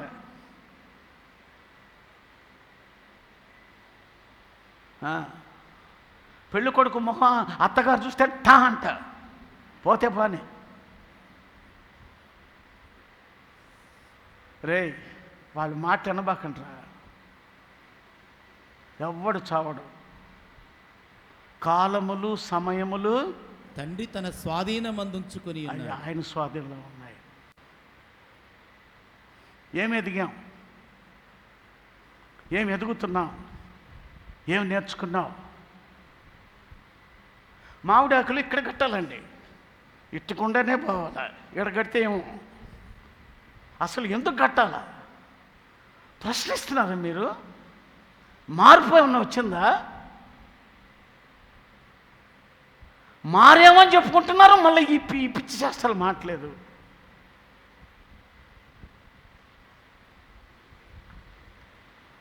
చూడండి, ఈ 4 అధ్యాయంలోకి రండి ఒకసారి. గలతీ పత్రిక 4వ అధ్యాయం 9వ వచనంలో చెప్తున్నాడు ఏమని? మీరు దేవుని ఎరిగిన వారును మరి విశేషముగా దేవుని చేత ఎరగబడిన వారునై ఉన్నారు గనుక బలహీనమైనవి, అవి బలహీనమైనవి, నిష్ప్రయోజనమైనవి. ఆ మూల పాఠాలకి తట్టు మరలా తిరగనేలా మున్నపట్టి వల్లే మరలా వాటికి దాసులై ఉండకూడదు. ఎందుకు దాసులుగా అవ్వాలి? వాటికి ఆ మాటలకి, ఆ క్రియలకి మనం ఎందుకు లోబడిపోవాలి? ఆలోచించండి కొద్దిగా. మరి ఒక పాయింట్ చెప్తున్నాను, 5వ అధ్యాయంలోకి రండి.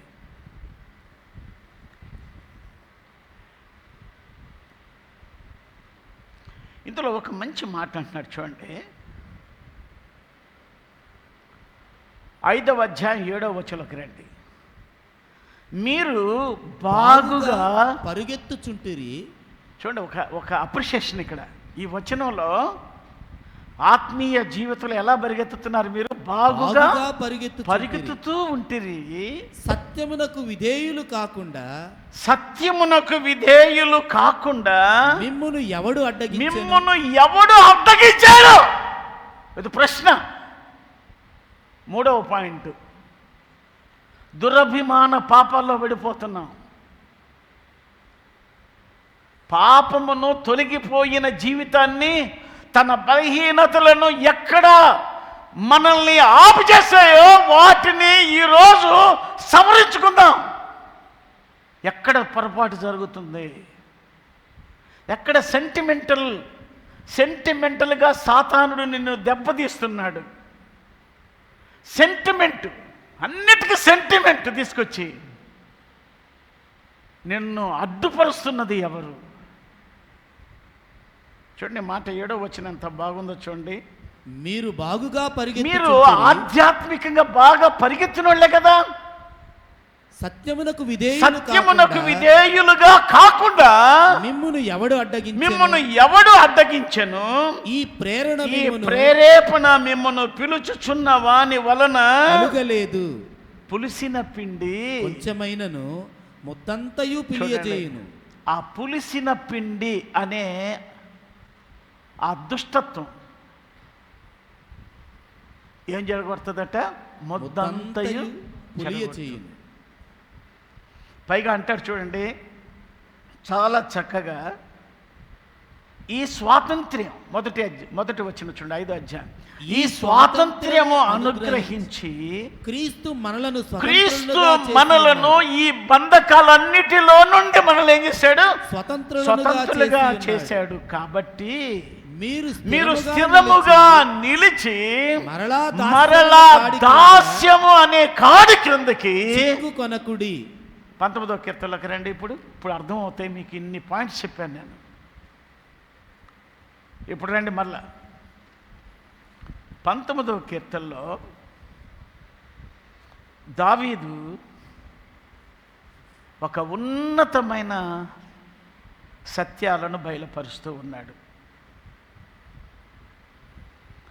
9వ వచనం అంటాడు, యెహోవా యందైన భయము పవిత్రమైనది. పవిత్రతలోకి వచ్చిన ఏ వ్యక్తి అయినా యెహోవా న్యాయ విధుల మీద కళ్ళు పెడతాడు. ఆ న్యాయ విధులు ఎలాంటివంటే 10వ వచనంలో చెప్తున్నాడు, అవి బంగారు కంటెను, విస్తారమైన మేలిమి బంగారు కంటెను కోరదగినవి, తేనె కంటెను, జుంటి తేనె దారుల కంటెను మధురమైన. దేవుడు వాక్యం ఎలాంటిదో చెప్తున్నాడు. దేవుని పరిశుద్ధత ఎలాంటిదో వివరించాడు 9-10 వచనాల్లో. ఇందులో చెప్తున్నాడు ఇప్పుడు ఏమని?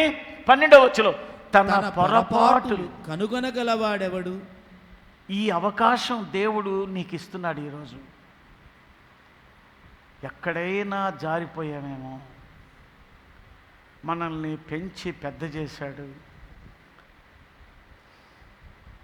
మొన్న కొన్ని సందర్భాల్లో అనుకుంటున్నాం. మొన్న ఒక వ్యక్తి నాతో అంటున్నాడు, మా పేరెంట్స్ అనేవాళ్ళు, పాస్టర్ గారు వీడు ఎట్ట బతుకుతాడో అనుకునేవాళ్ళండి. కానీ దేవుడు నాకు ఇంత మంచి ఉద్యోగం ఇచ్చి, ఈ స్థితినిచ్చి, ఈ స్థాయినిచ్చి, అనేకుల కంటే నన్ను ఉన్నతంగా పెట్టాడు పాస్టర్ గారు అని చెప్పి కన్నీళ్ళు పెట్టుకుంటుంటే చెప్పాను. దేవుడు చదువుగల్ల వాళ్ళ దగ్గర నిలబెట్టడం కోసం చదువు లేని మనల్ని ఎన్నుకున్నాడు. జ్ఞానము కలిగిన వాళ్ళకి జ్ఞానం చెప్పడానికి జ్ఞానము లేని మనలను ఆయన ఎన్నుకున్నాడు. ఏ శరీరియు అతిశయించడానికి వీలు లేకుండా నిష్ప్రయోజనము తృణీకరించబడిన వారినైనా మనల్ని తన సేవ కోసం ఎన్నుకున్నాడే. ఇదే ఆయనలో ఉన్నటువంటి ఆలోచన విధానం. కానీ నీలో ఎప్పుడైతే అతిశయం వస్తుందో సాతానుడు మరి యొక్క కోణంలోకి తీసుకెళ్ళిపోతాడు.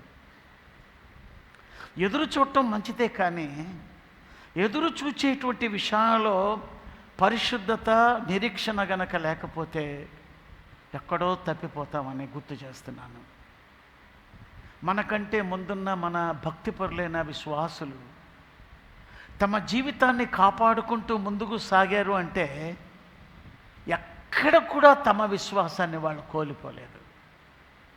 అందుకే అంటున్నాడు ఇక్కడ ఏమని? 12వ వచనం చూడండి, తన పొరపాటులు కనుగొనగలిగిన వాడు ఎవడు?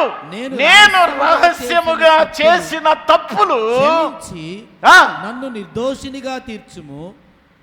దేవుడి దగ్గర ఇలా ప్రాధేయపడదాం మనం, నన్ను నిర్దోషిగా చేయి. 26వ కీర్తనకు ఒకసారి రండి. ఇది కూడా దావీదు రాసిన కీర్తనే. ఈ 26వ కీర్తనలో 2వ వచనంలో దేవుని దగ్గర ఇంకా ఇంటిమెసి పెంచుకుంటున్నాడు.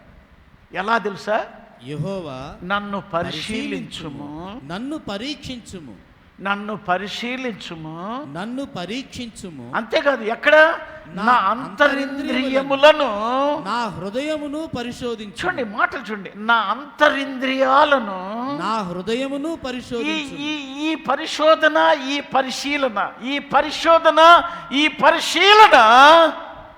ఆధ్యాత్మికంగా ఎదుగుతున్నటువంటి ప్రతి విశ్వాసి ప్రతిరోజు దేవుని ఎదుట మోకరిల్లినప్పుడల్లా దేవుణ్ణి ప్రాధేయపడతాడు. ప్రభువా, నన్ను శోధనలోకి తేక కీడు నుండి తప్పించు. చెప్పండి అన్నమాట. నన్ను శోధనలోకి తేక, కీడు నుండి తప్పించు. నన్ను శోధనలోకి తేక. ఎందుకు అడుగుతున్నాం ఈ మాట? ఎందుకు అడగాలి ఈ మాట? ఎందుకు ఫ్రేమ్ చేశాడు దేవుడు ఈ మాట పరలోక ప్రార్థనలో? కారణం, మనం బలహీనులం, మట్టితో నిర్మించబడిన వాళ్ళం. ఒకటి చెప్తున్నా, రోజు రోజుకి నిన్ను నీవు పరివర్తన తెచ్చుకోనకపోతే నీ సమయాన్ని ఏ రీతిగా నువ్వు రోజు గడుపుతున్నావు, దేవుడిచ్చిన విలువైన ఈ సమయాన్ని నువ్వు ఏ రీతిగా గడుపుతున్నావు? ఉద్యోగం తీసేయండి, ఉద్యోగం పక్కన పెట్టండి. ఉద్యోగం చేయాల్సిందే. ఉద్యోగంలో తేడా చేయకూడదు. ఉద్యోగానికి పోయి అక్కడ బైబిల్ చదవటం కాదు, ఉద్యోగానికి పోయి అక్కడ ప్రార్థన చేసుకోవడం కాదు. ఉద్యోగంలాగా చేయండి. నీ ఆంతర్యం నుంచి దేవుణ్ణి కొనియాడు. కానీ నీ ఉద్యోగ సమయంలో నువ్వు కూర్చొని బైబిల్ చదువుకుంటా కూర్చున్నావు అనుకో నీ టేబుల్లో, అసలు నాకేం అర్థం కాదు. ఉద్యోగంలాగా చేయి. అక్కడే చూపించబాక అందరి ఎదుట పరిసయ్యుల్లాగా. ఉదయాన్నే లే, దేవుడికి ఇవ్వాల్సిన సమయం అప్పుడు మాట్లాడు, అప్పుడు స్తుతించు, అప్పుడు వాక్య పఠనం చేయి. ఉదయాన్నే లేచి, నీ ఉద్యోగ సమయంలో కాదు. సరే, ఇవన్నీ నేను చెబుతూ ఒక మాట అంటున్నా. నీకిచ్చిన ఈ రోజులో ఒక్కసారి నువ్వు పరీక్షించుకో. ఏమేమి చేశావు? ఎంత సమయాన్ని సొల్లుకిచ్చావు? ఎంత సమయాన్ని దేవునికి ఇచ్చావు? ప్రార్థన ఇచ్చావు? ఒక్కసారి నువ్వు టైం టేబుల్ వేసుకుంటే నీకు అర్థమైపోతుంది. లోక సమాచారాలు చూడొద్దని నేను చెప్పట్లా, పేపర్ చదవకూడదని చెప్పట్లా, న్యూస్ వినకూడదని నేను చెప్పట్లా. కానీ దేవుడితో గడిపే సమయం నువ్వు ఎలా ఇచ్చావు? బైబిల్ ట్రైనింగ్కి వెళ్ళిన 77వ సంవత్సరం నుంచి చెప్తున్నా, 1977 నుంచి నా జీవితంలో 5 గంటలకి లేచేయటం, ఆయనతో మాట్లాడడం, ఆయనకి ఇవ్వవలసిన సమయాన్ని ఇచ్చేయడం, ఏ రోజు కూడా నేను తప్పు చేయలేదు. ఆమేన్, ఆమేన్, ఆమేన్. మీకు కూడా చెప్తున్నా, మీ అందరికీ చెప్తున్నా, తొలి గంట దేవుడికి ఇవ్వండి. నిద్ర లేవగానే 5 గంటలకల్లా లేచి, లేకపోతే మీ సమయం మీకు ఎంతో ఉంటుంది, ఒక్కసారి టైం టేబుల్ వేసుకో. యెహోవా దేవుడు ఒక తండ్రిలాగా అడుగుతున్నాడు. నేను పిల్లల్ని పెంచి గొప్పవారినిగా చేశాను, కానీ వాళ్ళు నా మీద తిరగబడి ఉన్నారు. ఒకసారి అడుగు, నువ్వు తిరుగుబాటు చేయట్లేదా? చదువుకోవచ్చులే, తర్వాత చేసుకోవచ్చులే.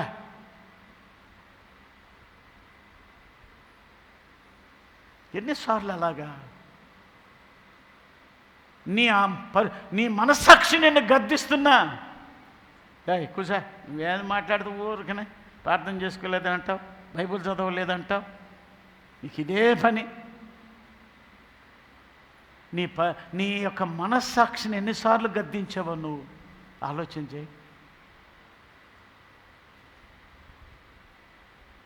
ఈరోజు అడుగుతున్నా, తన పొరపాట్లు కనుగొన్నవాడే దేవుడికి ఇష్టమైనటువంటి విశ్వాసి. ఈరోజు కనుక నువ్వు సరి చేసుకోకుండా వెళ్ళావనుకో ఇంటికి, నష్టపోయేది నువ్వే. చివరిగా ఒక్కసారి లూకాసు వార్త 15వ అధ్యాయంలో ఎంతో ఐశ్వర్యాన్ని, ఎంతో పేరుని సంపాదించుకున్నటువంటి చిన్న కుమారుని గురించి నీకు చెప్పాలనుకుంటున్నా. లూకాసు వార్త 15వ అధ్యాయం ఈ ఒక్క మాట నేను గుర్తు చేసి నేను ముగిస్తాను. లూకాసు వార్త 15 అధ్యాయులకు రా. ఇందులో సాక్షాత్తు దేవుడైన యేసు ప్రభు వారు చెప్పినటువంటి 3 ఉపమానాలు ఉన్నాయి. మొదటిది 3వ వచనంలో చూస్తే 15 అధ్యాయం 100 గొర్రెల గురించి మాట్లాడాడు. 8వ వచనం చూస్తే 10 నాణ్యాల గురించి చెప్పాడు. 11వ వచనం చూస్తే 2 కుమారులను గురించి చెప్తూ చిన్న కుమారుడు ఏ విధంగా తండ్రి యొక్క ఐశ్వర్యాన్ని విడిచిపెట్టి లోక ఆశల్లో ఏడవబడి ఇంటి నుండి దూరమయ్యాడో, ఏ విధంగా నష్టపోయాడో, ఎక్కడ ఉండాల్సిన వాడు ఎక్కడికి చేరుకున్నాడో, ఏదైతే అసహ్యమైందో ఆ అసహ్యమైన పందులు కాసుకునే స్థితికి దిగజారిపోయాడో అప్పటికి గుర్తుకొచ్చింది. ఏమనుకుంటున్నాడు? 17వ వచనం చూడండి. అయితే బుద్ధి వచ్చినప్పుడు వాడు నా తండ్రి యొద్ద ఎంతో మంది కూలివాండ్రకు అన్నము. బుద్ధి వచ్చే అంతవరకు వాడికి తెలియలా. ఏం చెప్పుకుంటున్నాడు? నా తండ్రి ఇంట, లేకపోతే నా తండ్రి యొద్ద ఎంతో మంది కూలివాండ్రు, సమృద్ధిగా ఉన్నది. కూలివాండ్రకైతే సమృద్ధిగా తింటున్నారు. కుమారుడైన నేనైతే ఇక్కడ పందుల పొట్టు తింటున్నాను. ఎప్పుడు గ్రహించాడు ఇది? బుద్ధి వచ్చినప్పుడు. ఎప్పుడిది? తన పొరపాటును తాను కనుగొన్నప్పుడు. పొరపాట్లు చేయటం సహజమే. సంఖ్యాకాండంలో 15వ అధ్యాయం కనుక చదివితే 2 పాపాల గురించి రాశాడు అక్కడ. పొరపాటున చేసిన పాపానికి క్షమాపణ ఉందంట, కానీ సాహసించి చేసిన పాపానికి ఏం లేదంట, క్షమాపణే లేదు. అక్కడ 2 పాపాల గురించి రాశాడు సంఖ్యాకాండం 15వ అధ్యాయంలో. పొరపాటున చేసిన వానికి బలియాగము ద్వారా వాడికి క్షమాపణ దొరుకుతుంది. కానీ ఇదేం చేస్తుందిలే, నేనెందుకు భయపడాలి? నువ్వు ఇస్తున్నావా, నువ్వు పెట్టావా, నువ్వు తాగిస్తున్నావా, ఇలాగా విపరీతంగా మాట్లాడేవాళ్ళు కొంతమంది ఉంటారు. అదే సాహసం. వాడికి దేవుడి దగ్గర ఏమి లేదంట, క్షమాపణే లేదు. ఇప్పుడు 15వ అధ్యాయం చూడండి, 17వ వచనం చూస్తే ఇప్పుడు రియలైజ్ అవుతున్నాడు ఈ యొక్క తప్పిపోయిన కుమారుడు. ఏమని? బుద్ధి వచ్చినప్పుడు నా తండ్రి యొద్ద ఎంతో మంది కూలివాండ్రకు అన్నము సమృద్ధిగా ఉంది, నేనైతే ఇక్కడ ఆకలికి చచ్చిపోవచ్చున్నాను. నేను లేచి నా తండ్రి యొద్దకు వెళ్ళి ఈ స్థితి, ఈ ఆలోచన ఈ దినము నా దేవదేవుడు నీకు సహాయము చేయనుగాక. ఆమేన్. ఏదో పొరపాటు జరుగుతుంది, అందుకే ఈ శోధన మీద శోధన. ఎక్కడో ఆయన ఆజ్ఞను నేను ఉల్లంఘించాను, అందుకే దెబ్బ మీద దెబ్బ. ఎక్కడో నేను తప్పు చేస్తూనే ఉన్నాను, నేను లోబడట్లేదు అన్న ఆలోచన గనక నీకు ఈరోజు వస్తే, యెషయా గ్రంథంలో దేవదేవుడు తన సొంత ప్రజలైన వ్యక్తులతో మాట్లాడుతూ అంటున్నాడు, నేను పిల్లల్ని పెంచి గొప్పవారిగానే చేశాను. ఆ ఒక్క వచనంలో ఆయన పరిశుద్ధుడు, అందరూ పరిశుద్ధంగా ఉండాలనేది ఆయన ఆలోచన. కానీ ఆయన విడిచి ఇష్టానుసారమైన ఆలోచన చేశారు. మీరు ఆ మొదటి అధ్యాయం అంతా చదివితే తల దగ్గర నుంచి అరికాల వరకు కొంచెమైనను స్వస్థత లేదు అని చెప్పాడు.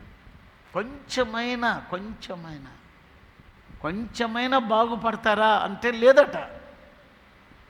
చదవండి ఆ మాట ఒక్కసారి చదవండి. అరకాలు చదువునా నాకు. అరికాలు మొదలుకొని చూడండి ఆ మాట. యెషయా గ్రంథం 1వ అధ్యాయం 6వ వచనం ఒకసారి చదువునానా. అరకాలు మొదలుకొని తల వరకు స్వస్థత కొంచెమైనను లేదు. ఎక్కడ చూచినను గాయములు దెబ్బలు పచ్చి పుండ్లు అని అది పిండబడలేదు, పిండబడలేదు, కట్టబడలేదు, తైలముతో కూడా చేయబడలేదు. మీ దేశం ఏమైపోయింది? పాడైపోయింది. మీ పట్టణములు అగ్ని చేత కాలిపోయాయి. ప్రియులారా, ఇక అంత లోతుగా నేను వెళ్ళట్లా. ఒక్క మాటే మీ దృష్టికి తీసుకొస్తున్నా. ఒక తండ్రి పాత్ర భరిస్తున్న దేవదేవుడు నీ విషయంలో నా విషయంలో కూడా ఇదే ఆలోచన గనక చేస్తే చాలా నష్టపోతాం. కానీ రెండవ పార్ట్లో నీకు ఒక ప్రత్యేకమైన తలంపు తీసుకొచ్చి పెట్టాను 19వ కీర్తనలో. ఏమని? తన పొరపాట్లు కనుగొన్నవాడే. పొరపాట్లు కనుగొనడమే కుమారుడి యొక్క లక్షణం. తప్పెక్కడో జరిగింది. కుమార్తె లక్షణం, నేను ఎక్కడో తప్పు చేశాను, నేను సరి చేసుకోవాలి. ఈ అవకాశం దేవుడు నీకు ఇచ్చాడు. ఇది గనక నువ్వు రియలైజ్ అయితే నీ ముందున్న ఆశీర్వాదాలని ఎవరు ఆపలేరు. నీ ముందున్న కృపావరాలని ఎవరు ఆపలేరు. వాటిని నువ్వు స్వాధీనపరుచుకుంటావు, నువ్వు ఆశీర్వదించబడతావు, నువ్వే పత్రికగా మారుతావు, నువ్వే ఒక పత్రికగా మారుతావు. అవకాశమును దేవుడు నీకు ఇచ్చి బలంగా నిన్ను వాడుకొనుగాక. ప్రేమ కలిగిన తండ్రి, మీ నామములో నిలబెట్టుకొని నీ గొప్పతనాన్ని వివరించారు. గలతీ సంఘానికైతే 3 హెచ్చరికలు చూపించావు. ఆ 3 హెచ్చరికల్లో 5వ అధ్యాయంలో మీరు ఇంత దూరం పరిగెత్తారు కదా, బాగానే పరిగెత్తుతున్నారు కదా, మిమ్మల్ని ఎవరు భ్రమపరిచారు? మిమ్మల్ని ఎవరు తప్పించారు? ప్రశ్నిస్తున్న ప్రశ్నకు సమాధానం మా దగ్గరే ఉంది. ఆ సమాధానము ఒకటే, మమ్మల్ని మేము సరిచేసుకోవటమే.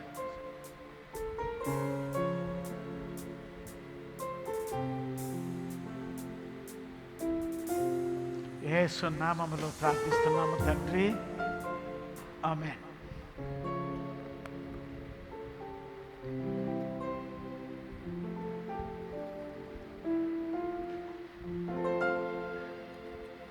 యాభై 3వ పాట పాడుతుండగా మన గుప్పిలు విప్పుదాం.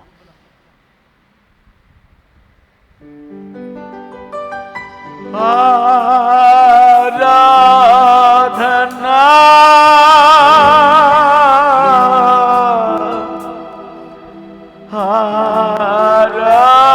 ఆరాధనా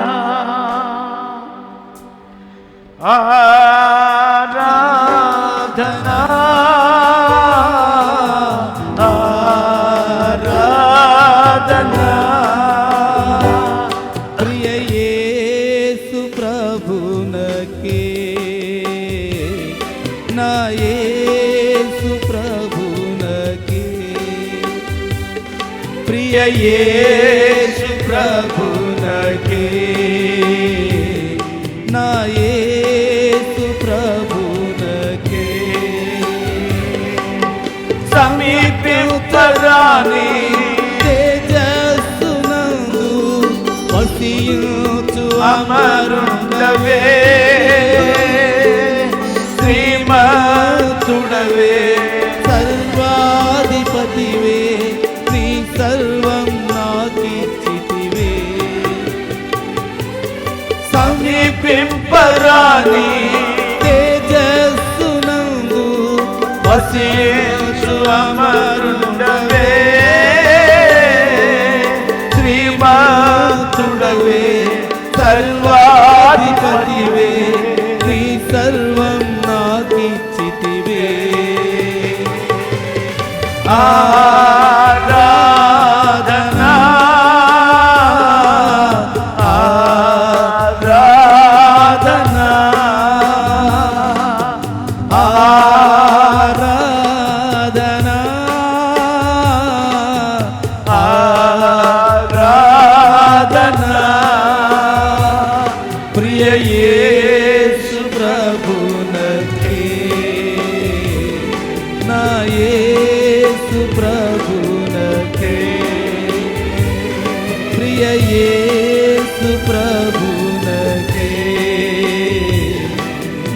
యేసు ప్రభునకే ఎంతో ప్రేమించి నాకయ్యే తెల్చి ప్రాణము నర్పించితివే నీ గుణాతిశయము ధరణే ప్రచురింప ఏర్పరచుకుంటివే ఎంతో ప్రేమించి నాకయ్యే తెల్చి ప్రాణము నర్పించితివే నీ గుణాతిశయము ధరణే ప్రచురింప ఏర్పరచుకుంటివే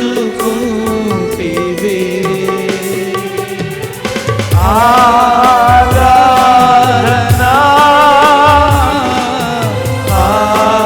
ఆరాధనా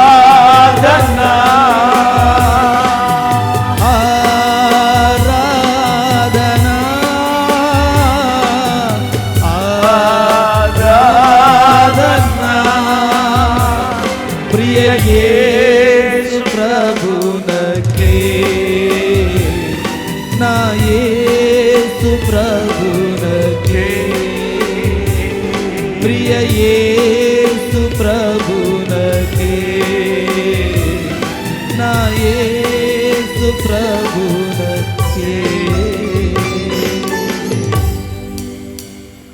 మొదట్లో మీకు చెప్పినట్టుగా కొత్త వాళ్ళుగా వచ్చిన వాళ్ళు కిందన్నా సరే పైనున్నా సరే వాళ్ళు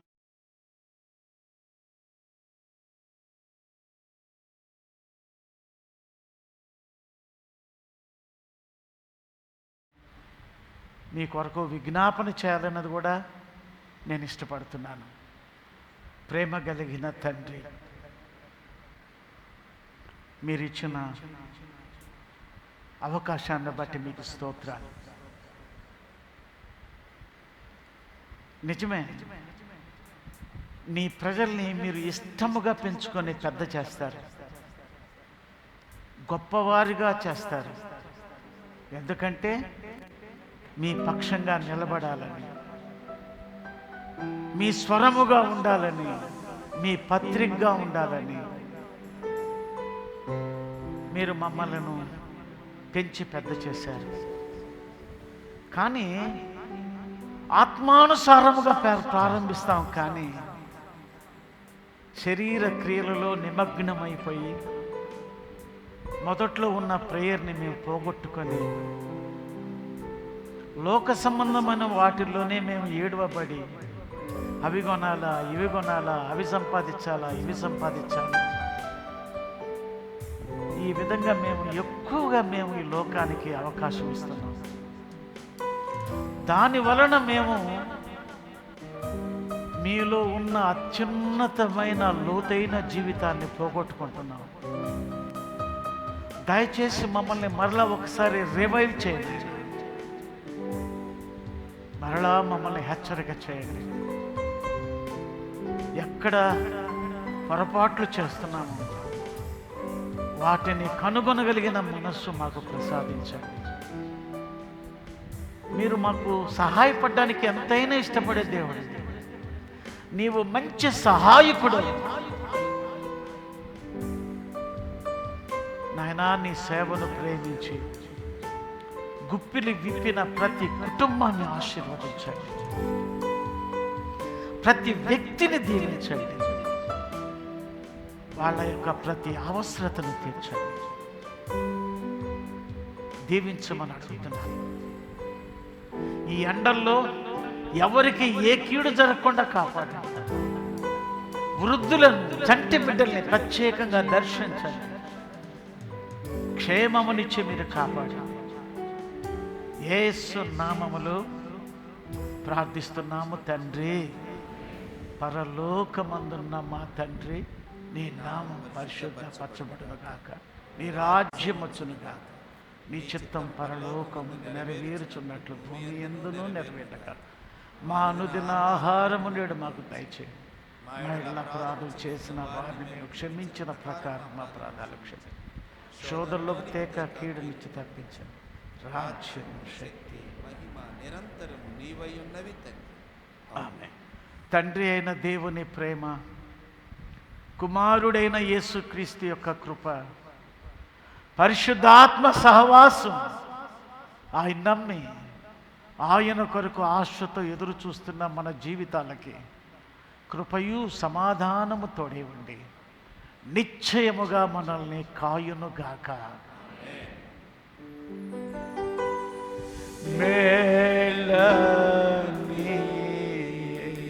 మేలనీయు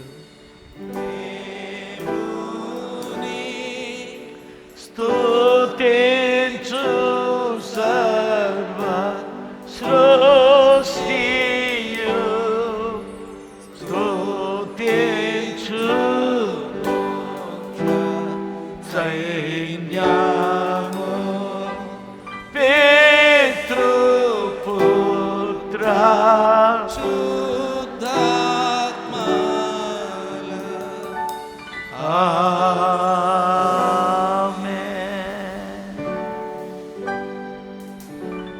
ఆమేన్. దేవుడు మిమ్మలను దీవించునుగాక.